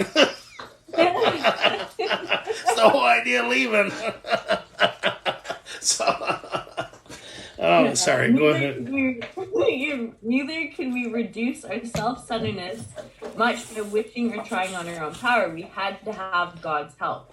On our own power. So that, when I said we had to have God's help, or that power, right? This is the how and the why of it. First of all, we had to quit playing God. It didn't work. Next, we decided that hereafter, in this drama of life, God was going to be our director. He is the principal, we are his agents. He is the father, we are his children. Most good ideas are simple, and this concept was the keystone of the new and triumphant arch through which we pass to freedom. So they're given examples of the concept of direction from people. Like when I'm on a movie set, the director gives all the scenes what he needs happening in that day. Right? And everybody dances to that tune of having, and it's done on a daily basis. And as a result of everybody following that guidance or that thing, and everybody doing what they need to do, a movie's being produced. And then it goes to other people, and then at the end, and then one day you're sitting watching TV, well, somebody was directing that, and everybody made that happen. And that's kind of our life. We're looking for that guidance or direction. He is the father, we're his children. That kind of direction. If you had kids, Wouldn't you want the best for them? Wouldn't you give them the guidance? Wouldn't? So my job as a father, now when I was sober, I was incapable of being that before, but now is to get my kids ready for life. Now they're grown up and I did a good job. They're 25 and 28. I got them ready for life. That was my job. Right? He's the principal. We're his agents. It's pretty interesting how it says that, right? So most good ideas are simple. This was the keystone of the new and triumphant arch which we pass to freedom. Where do we pass to freedom is deep down within. There's a thing that changes within inside of us that allows us to move from that place of despair and that to the place of hope. How many people experience that in a moment? Total despair and then hope. You notice those two places reside where? Within you. So if you had the ability to create this thing on a more constant basis, how cool would that be? Right? That you could actually experience moving from energies or rooms within inside yourself to have a different experience. That's what they're talking. We pass through this archway to the spiritual experience or this power that creates the change. We move from this Neanderthal human to a spiritual experience on a daily, more hourly basis. Well, what does that look like? And we're finishing up here. This is what it looks like when what? This isn't step 3.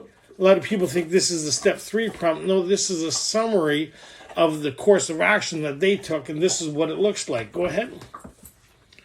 When we sincerely took such a position, all sorts of remarkable things followed. We had a new employer. Being all-powerful, he provided what we needed if we kept close to him and performed his work well. Established on such a footing, we became less and less interested in ourselves, our little plans and designs. More and more, we became interested in seeing what we could contribute to life. As we felt new power flow in. So we see this process happening as a result of what? Them doing this course of action and initially developing it. So we'll see in step 11, that's what all step 11 is about, is developing this relationship that you're having with your experience with this thing, right? Go ahead. As we felt new power flow in, as we enjoyed peace of mind, as we discovered we could face life successfully, as we became conscious of his presence, we began to lose our fear of today, tomorrow, or the hereafter. So we see what happens here. They started a process. As they felt new power flow in, the result of that experience started happening as we begin to have this consciousness. And they all have it, right? So they're saying this is all of their experience. It's pretty cool, right? And so what does it say? Presence. We begin to lose our fear of today, tomorrow, and here we're reborn. We are now at step 3. We're now at step 3 to make this decision. To do what? To pursue this course of action, to have my own experience with this thing that everybody talked about, right? And how do I do that? Well, if I was able to have this experience in step 3, then I wouldn't need to do the rest of the process, would I? Right? So we see step 3 as a decision. So what's the decision that we're hoping to do here? We are now at step 3. Many of us said to our Maker as we understood him, God, I offer myself to thee, to build with me and to do with me as thou wilt. Relieve me of the bondage of self, that I may better do thy will. Take away my difficulties, that victory over them may bear witness to those I would help of thy power, thy love, and thy way of life. May I do thy will always. We thought well before taking this step, making sure we were ready. Ready to do what? To abandon ourselves. We thought well on what? Why we're doing it. What's the alternative for not doing it? We thought, well, because I have the information now on what the human condition looks like and what alcoholism is, unless I find a solution viable enough for me to have a different experience, the insanity of the first drink is going to I know what I'm up against. I'm on life and death there in here. The only alternative for me is to pursue this course of action. Right? So what does it say here? So I thought, well, right? Go ahead. We thought well before taking this step, making sure we were ready. that we could at last abandon ourselves utterly to him. So if you actually did that, you would have no problem with the rest of the steps. You have no problem with 4, 5, 6, 7. And the reason you'd have a problem with step 4 is because you never did 3. And the reason you have a problem with 3 is because you don't understand 2. And the reason you don't understand 2 is because you never really did step 1. Mm-hmm. I hear a lot of people say, oh, my spouses didn't finish their 4 because they never really did step 1. Right? If you really do step 1, you're motivated a little differently, right? So watch this. Step 3 is we found it very desirable to what? We found it very desirable to take this spiritual step with an understanding person, such as our wife, best friend, or spiritual advisor. But it is better to meet God alone than with one who might misunderstand. The wording was, of course, quite optional, so long as we express the idea, voicing it without reservation. Ready? Step 3 is an idea. It's a summary of the course of action. When you read step 3, we see it's a conclusion of the whole process. Step 3 is the beginning, and by the time we say we're reborn, it's step 12. So it's a summary of the idea that I'm hoping to achieve this relationship with this power that creates the change. What confirms step 3 is step 11. This relationship happens by the time I get to step 11. It doesn't happen in 3, even though I feel good about it, right? And I feel really happy about the idea, and I could even feel a little electrified. But I haven't done anything. It's like the idea of anybody ever have a phone number from somebody? Are you excited about the idea of them calling you? They haven't called you yet. It's a one-sided relationship. That's what step 3 is. It's a one-sided relationship. You got to make the call. And when you make the call, by the time you get to step 11, you're getting an answer. You're in a conversation. Right? And the wording is quite optional, so long as we express the idea without reservation. This was only a beginning. Though if honestly and humbly made, an effect, sometimes a very great one, was felt at once. Because if you were dying and you're given a life jacket with the idea that your life is going to change, that you're actually going to see your family make it to shore, it'd be a whole different experience knowing, wow, that I don't have to die where I am. That I can have a different experience that all these people are having. That I can renew my family, my friends, my whole life. That's pretty exciting, isn't it? How many people find that exciting? So after we close this meeting, for those that want, we're going to do step 3 together. I really enjoy it. If you're kind of new, and to move on. And Thursday night, we're going to move into the summaries of 4. But I hope you guys enjoyed this series. Sorry we took a little longer, but I love this part of it because it just clears up so much for me. Right? So for those that want to do step 3 after the meeting, we'll do that. Thank you so much for being a part of this. And we're going to start over again next week. May God bless you, keep you safe. Till then, live long and prosperous, and may the force be with you. Thanks, Tony. Recording stopped. Thanks very much, Tony and Katie.